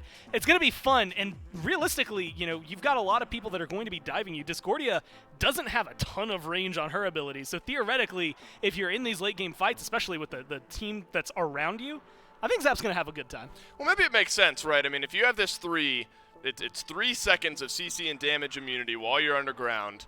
If all your abilities are then super long range, that just feels kind of. I mean, you're so safe in the back anyway. Now you also kind of have a free like beads and Aegis every once in a while. So I also think her ult might be a big play into this. Like it's not It could like be. it's not Well, like you a get- huge swinger, but it could be fun.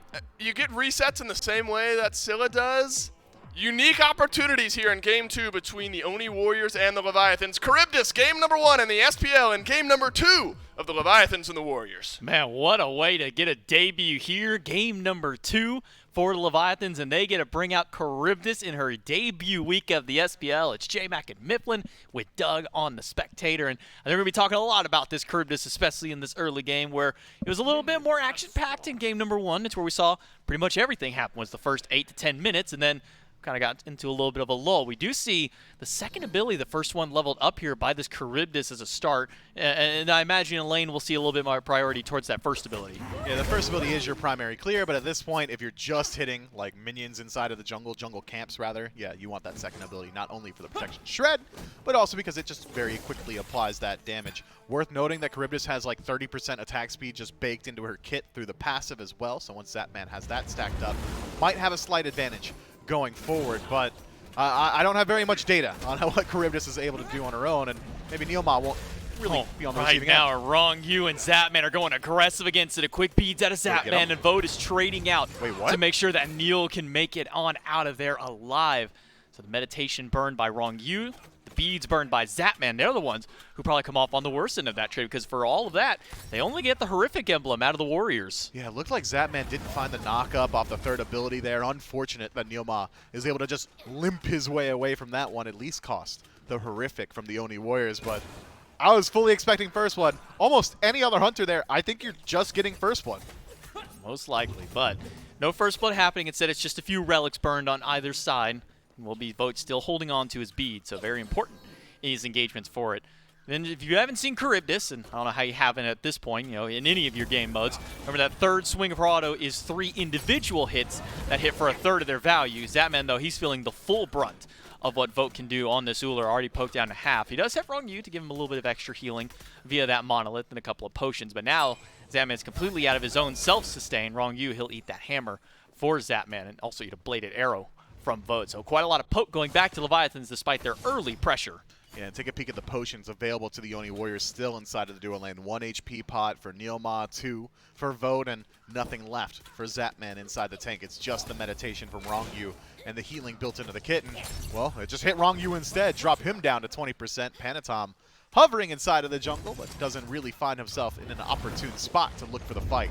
Zapman does throw out some of the tidal damage there from that second ability, that wide cone that you can toss out and you can charge it up to get a little bit more value. You can quick fire depending on what you go, though you do expend some of that tide meter in your passive to use that second ability. He actually hasn't even elected to go into his first ability, which is one strong clear option.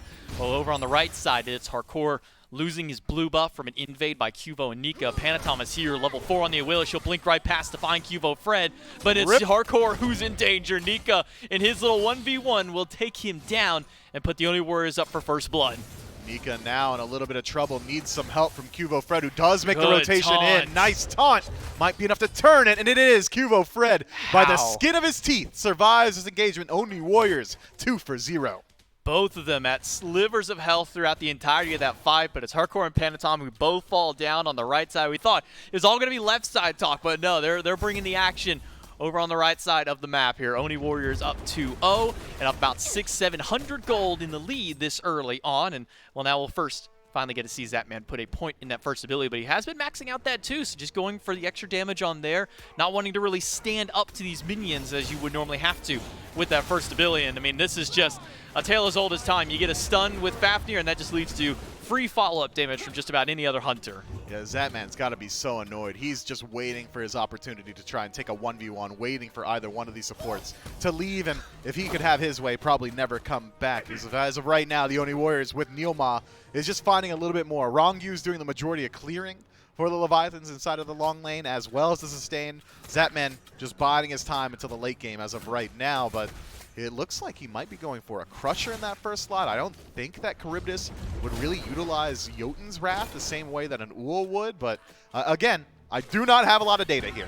I don't think anybody really has a lot outside of a casual setting, no matter which mode that you've played this god in. This is the first time any of us get a nice little peek as to where this god might go with the builds. There's so many different options out there. It's all just which one benefits Charybdis. Her passive does kind of hinder some of the more on-hit procs. You do take reduced damage of it. I believe it's down to like 60 or 65% reduced damage, or you only take 65% of the damage from it. It's reducing it by 35 there. So we don't know exactly where this Charybdis will go. You're talking about maybe a Crusher, get some nice extra ability damage, get some extra dots from there. Zapman, he'll go out ahead and clear out these oracles. He'll throw out the third ability there and almost instantly cancel it out. So this is the tech you want to go for here for your Charybdis on that first ability, is get them right against the wall so you can get those extra little bounces off of the splash there. Make sure you can get a little bit more bang for your buck. But Zapman took quite a long time to clear out those oracles. Yeah, it's going to take him a little while. Charybdis will have some great in-hand procking with that third just disjointed auto attack. Odysseus' bow generally seems to be something that a lot of Charybdis players like to go towards. Wind Demon as well to proc that passive. Very strong going forward, but as of right now, the fact that Zapman has not gone back to base just yet makes me feel like he is aiming for that Crusher, even potentially a Brawler's Beat Stick. He would likely have enough gold for Jotun's Wrath at this point already. But now that he has had that, okay, thank God, it's Crusher. All right, I know what I'm doing. Just a little bit here. Just additional attack speed, some dot damage on the tail end, going to help out a lot with lane clear, something that he's been struggling with on his own up until this point. So we'll see how that is working out for him going forward. But I don't expect Charybdis to build the same paths as a lot of these hunters. I mean, not many of them are going for those in-hand procking items.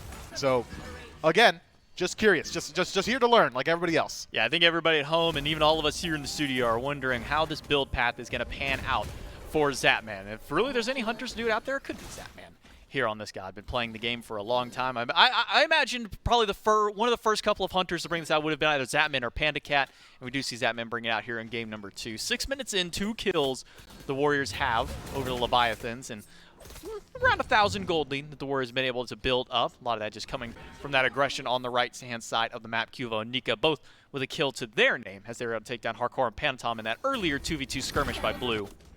Yeah, and it's only about 1,000 gold separating these two squads right now, as Zatman forced to use the beads very early on, but returns a fair bit of poke in his own right. I mean, that is decent damage output from Charybdis' abilities alone, and Vote, although does get to maintain his relic, has to put some respect on the damage output that Zatman has. Now it's a 3v3. Nika's in the middle, gets caught by the wall out of Wrong Yu. Doesn't get stunned. It's a leap from Nice. hardcore, finds 2. Some good damage with the barrier. Gets the Earthen Fury from Wrong Yu to fire some damage back. Nika's in trouble and is only delaying the inevitable with his own ultimate, but now with another rotation in, hardcore gets some good damage off, takes down Nika. Cuvo front, leaps away, but Panatom pulls him right back in, and Neil Ma stuck in the middle of 4. We'll find the leap over the wall, but there's 2 chasing him right back. Shinto de-transforms and hardcore eats an apple. That might just be enough for Neil to make it out. Yeah, nobody else from the Leviathans was willing to walk through and take that Oh, damage, no. but Neoma will de-transform here, and Yarkor able to avoid the unruly magic procs from Dart, as is able to maintain his own life with sub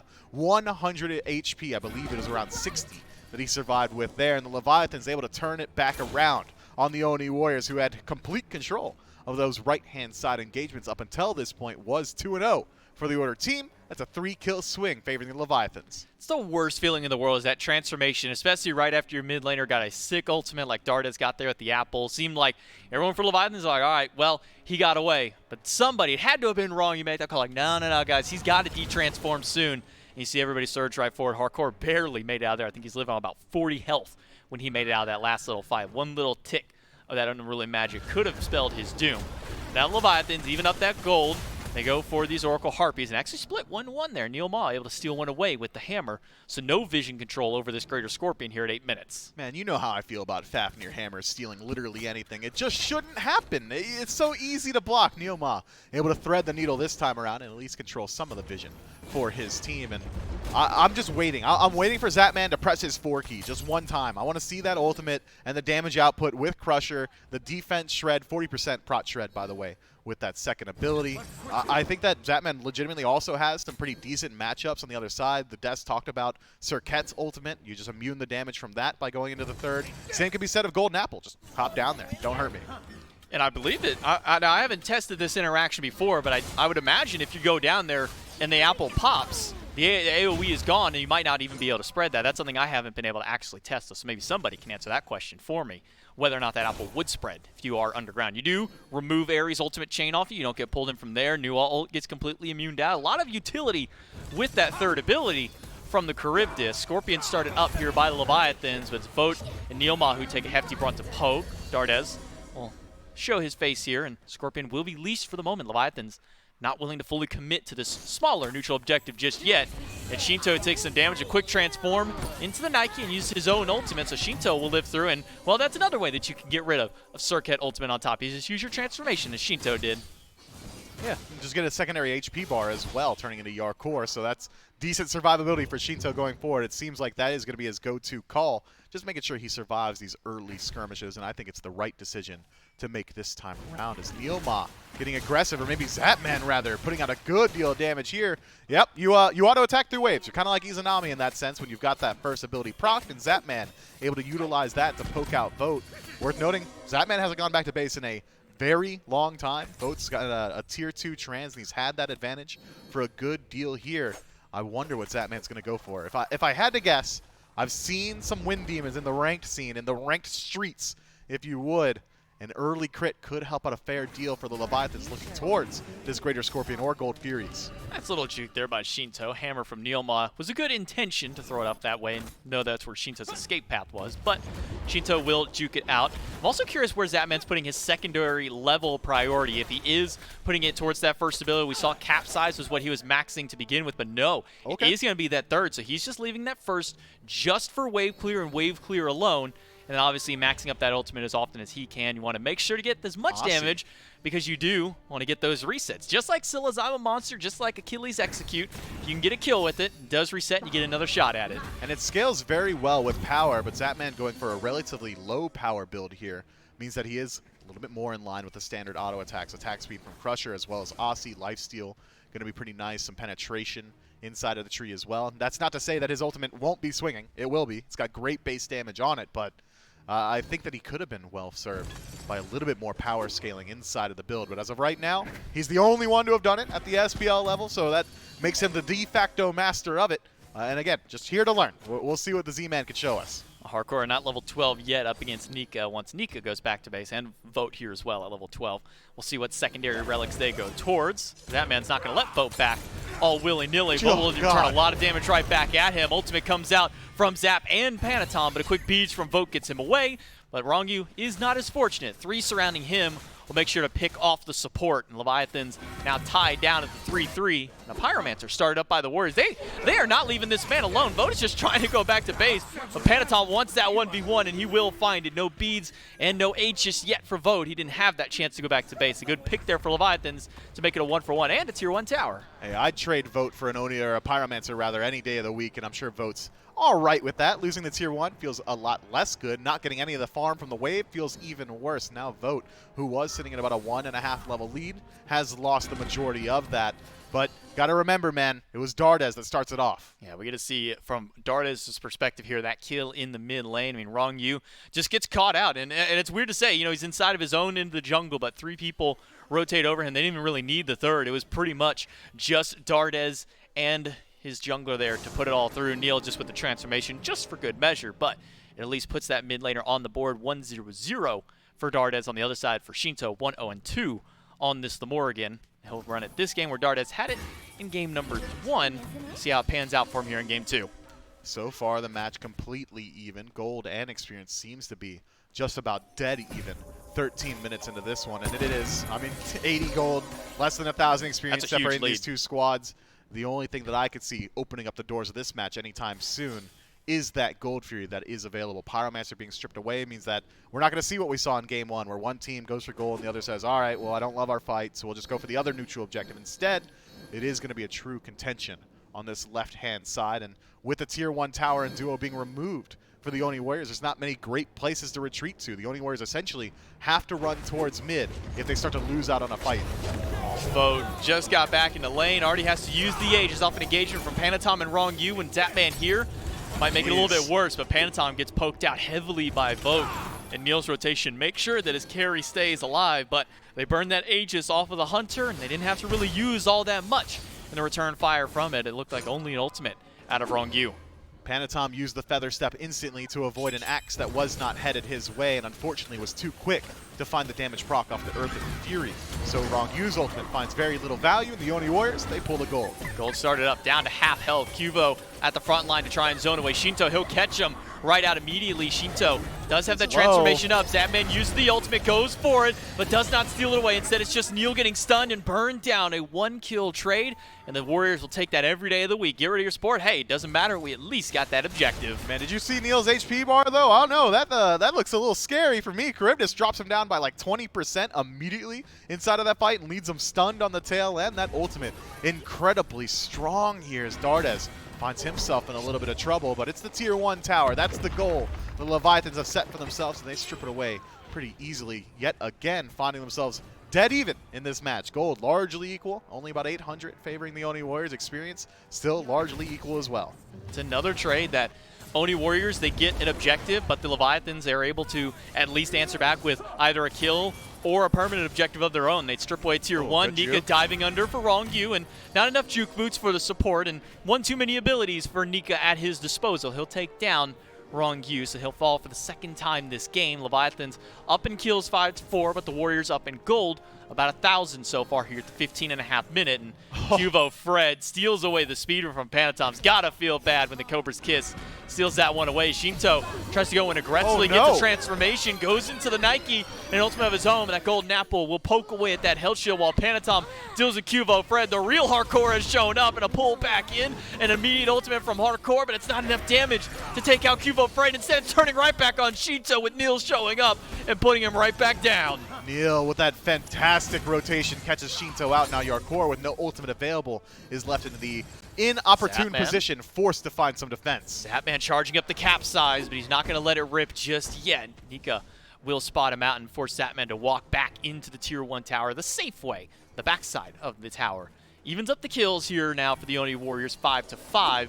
With that little kill in mid lane, they will just go ahead and back up, continue their farm. It's a Crusher finished up here for Vote, so some extra power. And Zapman, that little crit item that you were kind of hinting at earlier with the Wind Demon, he is working towards it. Hasn't finished it up, though, quite yet. Still only sitting at that Tier 1 Shuriken. Yeah, I'd argue Wind Demon is just gotta be core on Charybdis. She procs it better than just about anybody else. The triple auto attack, each one of those has the potential to proc the passive of Wind Demon and just help you out a little bit more so inside of the team fight. And it just fits well into this build. It's just standard penetration, just ignoring the crit. And why would you ignore the crit? Feels pretty good to have that inside of these team fights. So the Leviathans going to have a slight boon coming their way very soon insofar as neutral objective kills. Pyromancer, Fire Giant, all going to favor insofar as burn the Leviathans. Whereas the Oni Warriors, I'd argue they've got the vastly superior steal potential as well as just secure thanks to the essentially mage that is Uller. Zapman will do his best job of clearing out that Draugr, utilizing the first ability and the splash from hitting that wall to get some extra little damage up against it. But he doesn't have it fully maxed out, so he's not getting full value of the attack speed and the power that comes with that ability just yet. But slowly building it up. Now that he's maxed out his Capsize, maxed out his Whirlpool, he can start maxing out the other parts of his kit. But important to know, going back to that Gold Fury where Neomod does eat a stun coming from the ultimate, and that's the important thing is even if you don't get the execute, that stun, well, sure, it's not a kill. I'm not even saying execute. You got to be pretty low for it to actually execute you out there. But if you don't get the kill, don't get the reset, the stun, still a very valuable tool in that ultimate. It is, and Charybdis is kind of a setup god if you think about it. 40% protection shred, has a stun inside the kit, decent survivability inside of her own right. So even if Zapman isn't the beneficiary of all of these abilities, he's at least setting up for everybody else. And when you're setting up for Panatom, who's sitting at 2, 1, and 3 and has the rated edge, well, it doesn't feel so bad. Magi's Blessing eats the tick from the axe, but Vote will use the beads and leap away. Now it's Panatom turned on as Neil rotates over and Cuvo immediately in tow. Panatom doesn't have that bubble. Cuvo gets caught on the wall, and that might just be enough. Or Cuvo can go in for the blink, immediately drop the ultimate on Panatom and get his beats. Neil trying to turn around, and Zapman doing his best to fire some damage, but the poison spreads over to the Hunter, and the ultimate misses from Zapman, doesn't catch anyone. And the Apple makes sure that Shinto gets locked down and cannot continue further in the fight. The timing of that golden apple is so unfortunate for Shinto. The very second he transforms, gets slammed by Dardes and cannot leap to continue chasing that one out. And wrong cue. Maybe he stuck around a little too long. Nice root from Dardes. Will catch him out, but not enough to take him down. Nico will chase him out with the spin. Hardcore, he'll get caught in mid lane. And too much. That's half of his health just from Vote alone. Neil gets a stun on the tail end and a leap in from Vote. He wants even more. A nice little axe toss there. Will stun him out again, but Hardcore is falling low. He needs to find a way out. Neil will poke him out. Cuvo wants the kill, but a quick jump under the tower. Hardcore is out.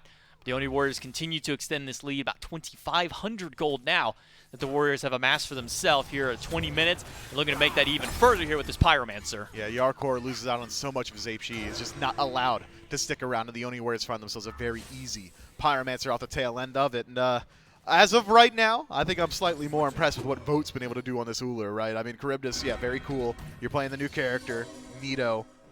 Vote's like doing 80% of a Nike's health bar. That's just really good. Ouch. He hasn't even hit his true power spikes just yet. Just watch once this Heartseeker gets finished up. He is going to be a long-range sniper, man, and he's hit just about every single one of these hail of arrows inside of the team fights. So, as of right now, the Oni Warriors, they're playing with all the momentum. His Wind even finished up by Zapman, so now he's got some crit online for these objectives, but the objectives have all been in control of the Warriors. Every single one of them now have gone the Warriors' way. Add a Primal Fury to that checklist, and Oni Warriors can just keep extending that gold lead. It was 3,000 after the Pyromancer. Now it gets closer towards that 4,000, almost 4,500. Or never mind, I say that's 3,000. I can't do math. Never do math on cast. It's a really horrible thing to try and do, especially when you're wrong.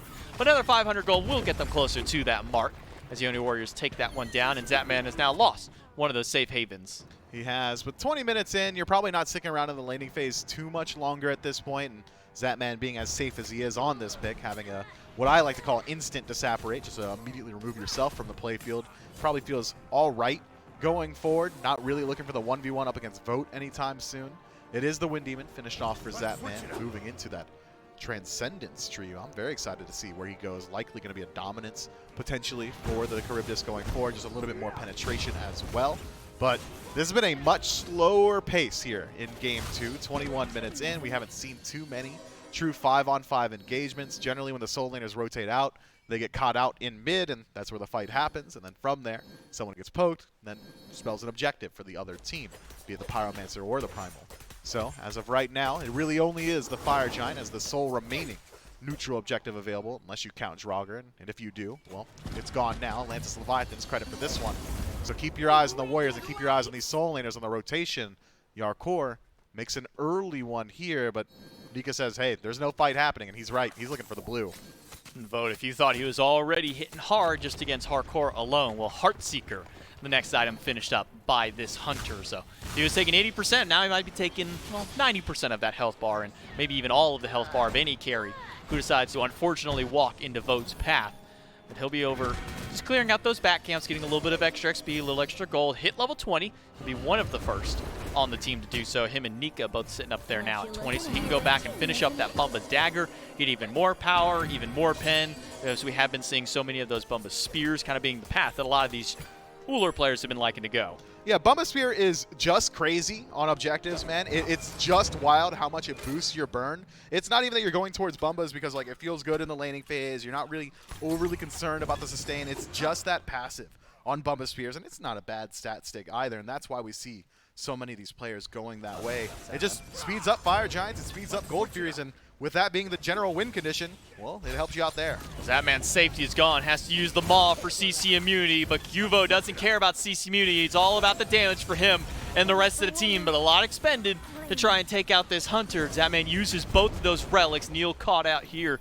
He'll eat a stun, it's a little bit of damage, but tier 2 tower on the left side of the map goes down after that kill with Zap. Slow rotation from the Leviathans. They decide that they don't get there in time to put up a fight inside of the tier 2 and instead try and pick Neil in the jungle and, well, try again. He's falling low. He's going down. Panatom will yank him back in with that gravity surge. So they finally get something out of these fights, but they lose Zapman, both of his relics, a tier 2 tower, and a couple of blinks here by the Leviathans to try and grab that kill. Meanwhile, other side of the board, Nika and Cuvo, they use both of their blinks. They even use a horrific emblem there for Neil at the very tail end of that fight just to try and keep him alive and make sure they can go and secure that kill. It's an ultimate in from Hardcore. Dardes in danger, throws out the apple, but that's just going to tickle the health shield that Hardcore has built up. A quick stun by Nika, trying to keep him alive. A root by Dardes may have just been enough to keep him out of there. Dardes somehow squeaks by out of there. Yarkor just off the mark with the leap, and now Cuvo Fred might be able to at least burn the Magi's off of Panatom. If he closes gap on a Shinto, might be able to find a kill in his own right. But as it stands, Leviathan's 5 strong. Neilma just now rejoining the map. Keep your eyes on Zapman. That'll tell you whether or not this Fire Giant's on the menu, and it seems like instead he's just going to keep his eyes on the minion wave. But we're hitting that true power curve. We're approaching 6 items. Level 20 can level up that Cal whenever he so chooses. We'll get to see the full value of Charybdis very soon. We haven't seen any of these game-changing ultimates as of yet, but it only takes one to open up an entire match, as exemplified in Game 1. Only took one fight for the Leviathans to win.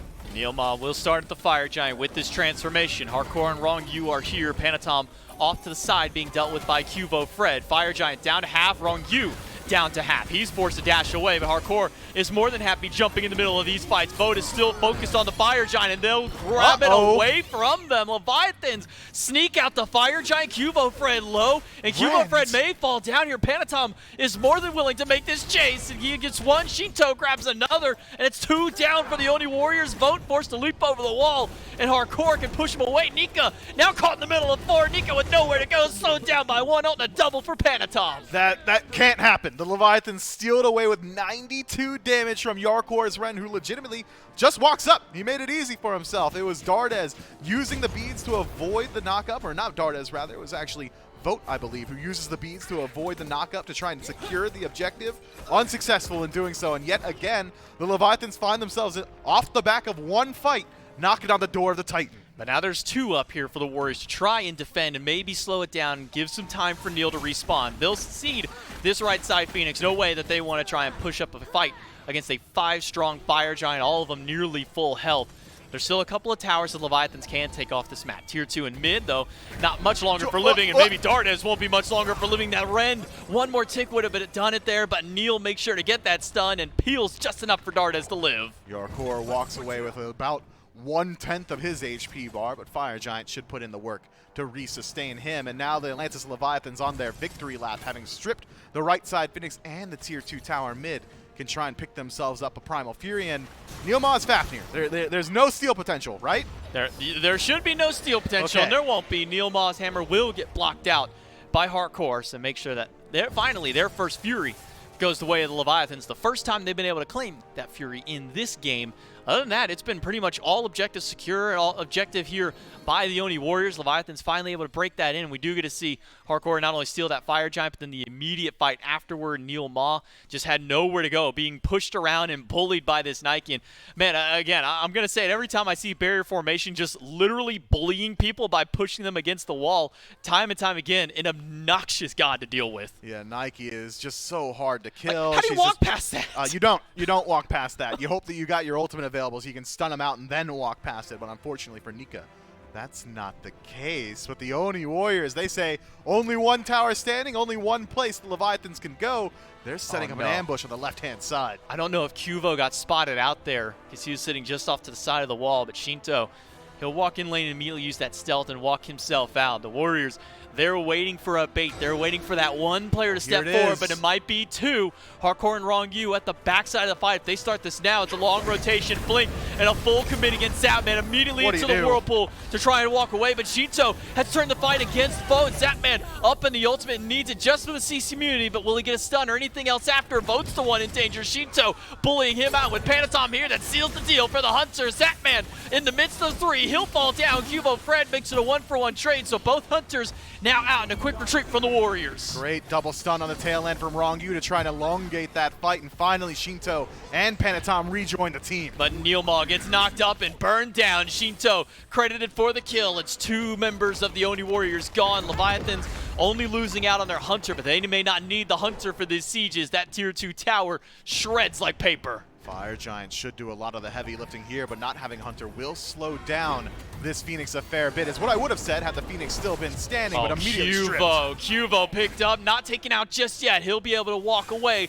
with his life for the moment. Nika will do his best job to zone the Leviathans out and make sure that there's no further engagement. Fire Giant, only a few seconds left, and that'll be the retreat call for the Leviathans. They got the deed done, though. They took that left side Phoenix. It's going to make this Fire Giant even harder for the Warriors to defend. Well, we got a good look at what makes Charybdis good, right? I mean, I don't think many Hunters survive as long as that man did. Besides Charybdis, immediately the beads, hops into the whirlpool, damage immune, additional movement speed, rejoins the team. Oh, I'm still getting chased. Drop that ultimate, CC immunity, keep walking away, keep buying time for the rest of the Leviathans to rejoin him inside of the jungle. I mean, that's it. Doesn't survive at the end of the day, has no kills, but he has done a great job baiting the Oni Warriors into a poor position there. So now right and left Phoenix stripped away from the Warriors. Only one bird still standing. And Fire Giant, well, it's going to be spawning up very, very shortly. The Oni Warriors, they're not in a great position to put up a defense.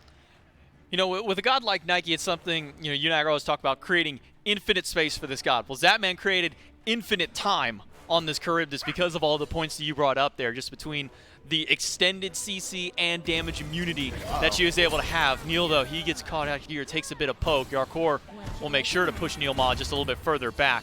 With that barrier formation, he'll make sure to keep a little bit of his health bar at least up there for Hardcore. Fire Giant respawning. Leviathans have all the space they need to try and take this one, but the Warriors, with their Phoenix pushed out, they have a very limited time for how much longer they can defend against this objective. Yeah, all they have to do, the Warriors that is hover nearby and allow Vote to try and attempt the steal, or maybe shut down Zap. Zapman low. Once he gets out of that whirlpool, he does not have much health, but nobody is focusing on Zapman. Nika gets stunned down, a 2-man stun by Zapman. He's still living through it, but Nika finally takes him down. Now it's Neil and Dardes, and, well, not much longer for Dardes, not much longer for Vote. Neil, at a sliver of health, will get burned down by Rongyu, and it's only Cuvo left. A full DSI for the Leviathans. And with that left side Phoenix gone, they can just push right to the end. Just so surprised to see the Oni Warriors say, yeah, we're putting up the defense right now. Yo, you guys don't have to start the Fire Giant. Not concerned about that. We're looking to fight beforehand. Maybe they're worried about that timer that you're talking about on this left-hand side Phoenix, but that's not the concern anymore. They should have been concerned for their own lives. Now, the Leviathans get to just walk in. Leviathans, even without their Hunter, they don't necessarily need it. They've got more than enough damage to push right in with the minions there. Backdoor protections on the Titan are gone. And Leviathans took them a little bit longer to do in game number 2 here, but they are able to take it away 16-9 on the kills.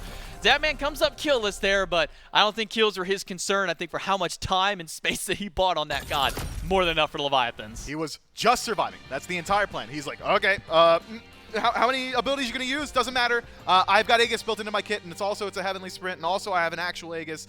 Good luck. And, well, the Oni Warriors did not have good luck.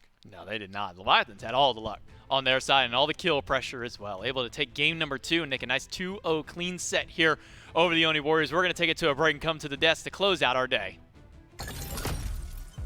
What was that? He's making a montage.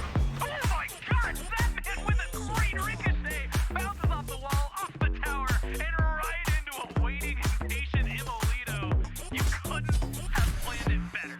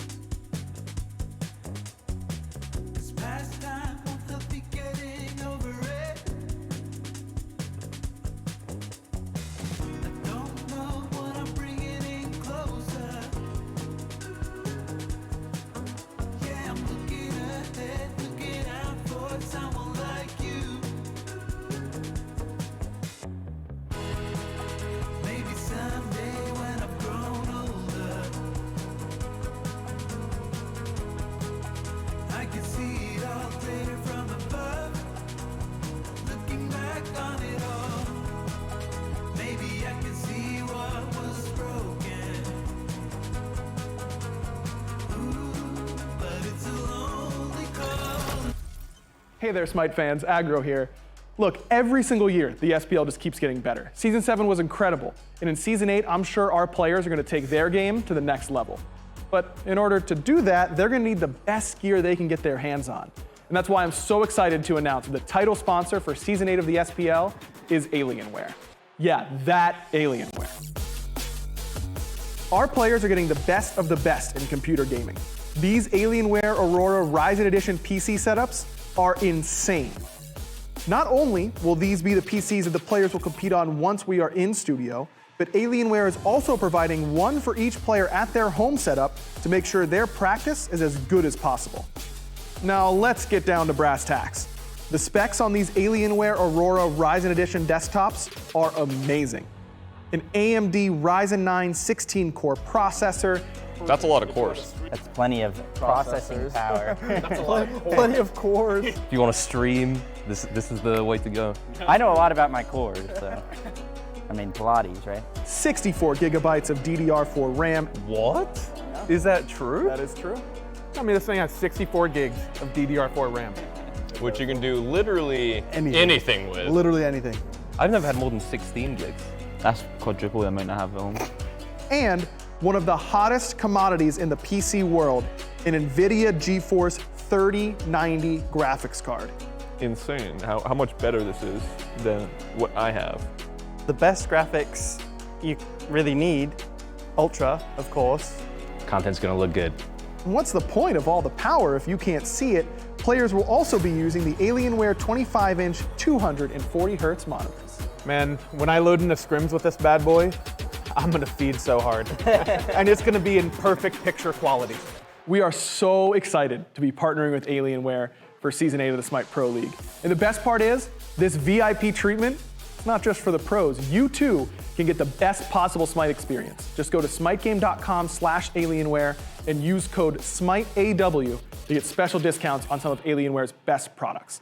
Thanks again to Alienware. Make sure you're following them on Twitter and Instagram. That's @Alienware on both platforms. And you can join their community at alienwarearena.com. And you're telling me an alien wore this?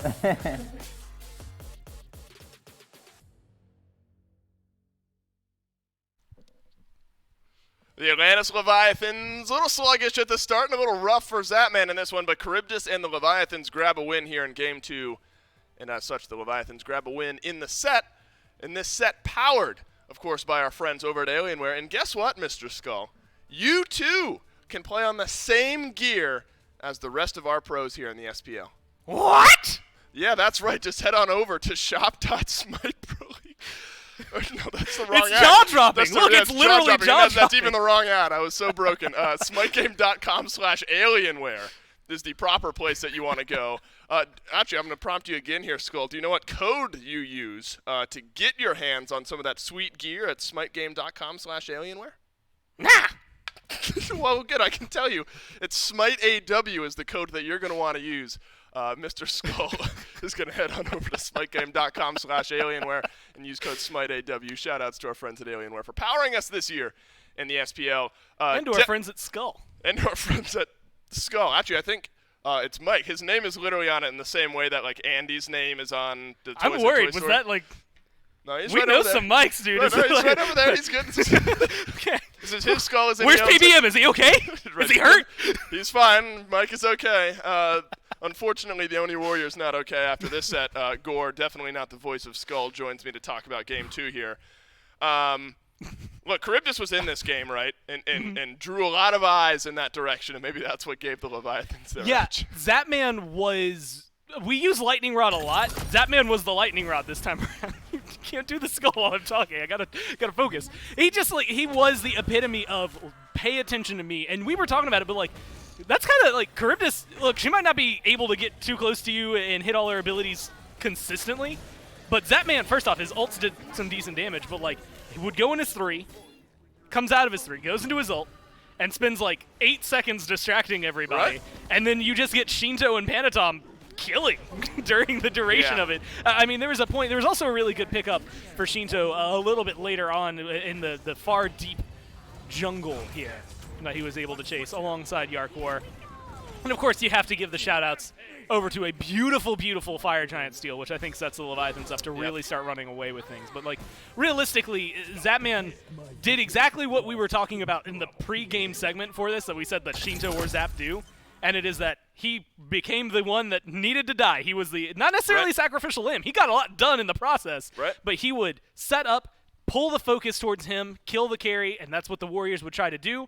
They did so successfully 3 times. But then somebody else, whether it was an 8-2 and 6 Wheelish or a 4-1 and 9 the Morrigan, were able to just swing through. And of course, you have to give a lot of shout-outs to Yarkor's damage. Hardcore doing 21k, did not sit back idly throughout that game. And I think that was just the perfect, like, Leviathan-style game. That was something that they're going to be able to run. And it didn't matter if it was going to be Charybdis or not. That could have happened on any other game, and admittedly, it wouldn't have seemed too uncharacteristic for the way they play. And to give the exact numbers, in the 3, it's 3 seconds of damage and CC immune ability. That's a long time in Smite to begin with. To begin with, it's 3 seconds for Charybdis in her 3. And then Zatman immediately would jump out of it, channel the ultimate, which is 6 seconds. So for 9 seconds, you're CC immune. You're not doing damage during that time. Well, unless, I guess, you're whirlpooling some damage in there. You're not doing ADC damage. Yeah.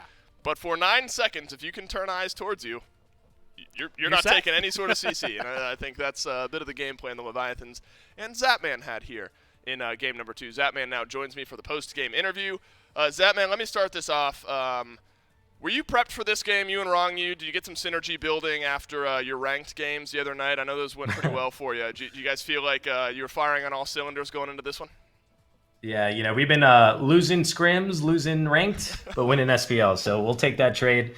That's right. But yeah, we prepped a lot of Charybdis, a lot of, Ronnie trying new gods like Terra and stuff like that, so it was a lot of fun. Well, talk to me about the Charybdis, because the first one we've seen in the SPL gets a win. It was sort of unique. I mean, Gore and I might be off base here. Do you feel like your role in this game was just kind of draw some eyes, stay alive? And you seem to like that 3 into ult combo on a consistent basis just for prolonged CC immunity. What was your kind of goal here in this game as the Charybdis? Yeah, I mean, I found out this game that Charybdis is good at running away. So that's what I was doing most of the game. I mean, they had a Circuit. I played against this team before where they played Circuit, and they literally just WK at 1 carry. Yep. And, I volunteered as tribute that game. Good. And so, they would blink, and then the Circuit would blink, and I just go to my 3, and then once my 3 is done. Oh, by the way, Charybdis is a hard counter Circuit because when she ults you, you can 3 and you take no damage for all my rank guys out there. And, so, I was just playing decoy. Playing decoy, and we love that there for Zatman. Kind of final thoughts here for you, Zap. A couple games to go, a couple sets to go for you guys at the end of the phase. You're undefeated right now. At all concerned about getting the undefeated phase or just playing your best Smite? We just take it a week at a time, we just take it a game at a time. I don't think of anything but, the current match that we're about to play. And, we just go from there. Whatever happens, happens. Well, you guys are playing like the best team in the league right now. Undefeated, a couple games to go. Poised for one of the top 2 spots at least going into group phase. Zatman, thanks for sitting down with me and congrats on the win. Thank you. Sure. Playing decoy. Look, the man admits it himself. Playing a bit of a decoy there on the Charybdis. And Gore, as we talked about, good at running away. And actually, I love the insight there from Zatman, some of the unique counterplays. Yeah.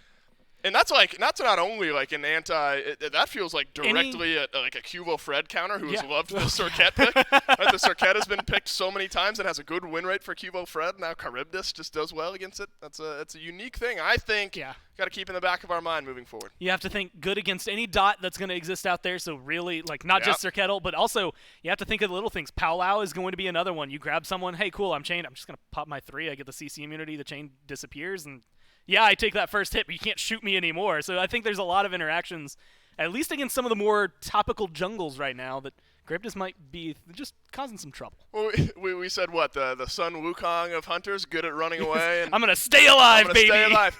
Well, look, I mean, ideally you want your hunter doing some damage too. Zatman did well there in game 2 to play his role. 2-0 for the Camelot Kings to start off this weekend, and a fun one against the Jade Dragons, and the Atlantis Leviathans stand tall against the Oni Warriors. And Gore, the action does not stop there. Look at the slate of games we have for the rest of this weekend. Tomorrow, a great one. Jade Dragons versus the Titans will start us off, and then the Olympus Bolts versus the Solar Scarabs will round us out tomorrow.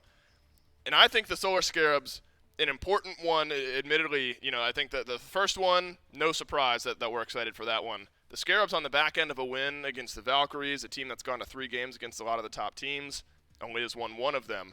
I think a very important matchup against the Bolts. I haven't voted for the Scarabs here. It's one of those things. I actually think that the Bolts probably they're the likely team to win. But I think if the Scarabs are going to win anything, I have to look at the rest of their schedule just to make sure. But if they're going to win anything, which right now it's Bolts and Leviathan, so they don't necessarily have a really good follow-up from here on out.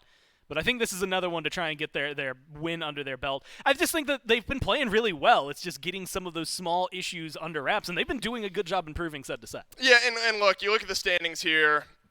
Top 2, very unlikely, if not impossible for the Scarabs. They only have 2 games left, so they will certainly not be catching any of those top 2 spots. Actually, we talked about that on Waiting Room this morning. Unable to reach the top 2 spots are the Solar Scarabs. They can't control groups, right. They will be in a group, but they cannot be the ones choosing those groups. Jade Dragons very much in the mix. Tartarus Titans very much in the mix. That matchup is wildly important then tomorrow if you look towards a couple of the games that we have then going on there. But the Solar Scarabs, I think, in such a unique spot here where that's a 1-4 that doesn't tell the entire story, No, right? not at all. 4 of those losses, or 3 of those 4 losses, were in 3 games against teams that are in the top half of the league in standings. And so I think a big heat check tomorrow for the Solar Scarabs. The Jade Dragons as well, though, Gore, an important bounce-back set to start us off on Saturday. Yeah, and this is a very difficult team to try and take on going on against the Titans. Not easy. Is worth mentioning, both of those are in studio tomorrow, so all the players are going to be in here. That's going to be really fun to watch. The Titans are a team to keep your eye on, though, because I'm curious as to how they're going to be doing as time goes on. They've been looking really hot, and the way things have been playing have been great, but you could say almost all of those things just as well about the Dragons. There's a little bit of a falter, I think, for Panda Cat today, so I'm curious to see the matchup between him and Cyclone tomorrow. God, talk about the Titans' last 3 sets. The Titans have Jade Dragons, Leviathans, and Bolts to round out their phase. Lots of SPL action still ahead of us. That is it for the SPL action today, though. Make sure to tune in at 11 a.m. Eastern Time if you want to catch the SEC, and then 1 p.m. Eastern Time tomorrow. The SPL will return. So on behalf of myself, Gore Miser, all the other casters, everyone back in production, and what are we naming this guy? Scully? It says Mike on Thanks the for bottom. watching, and we'll see you tomorrow.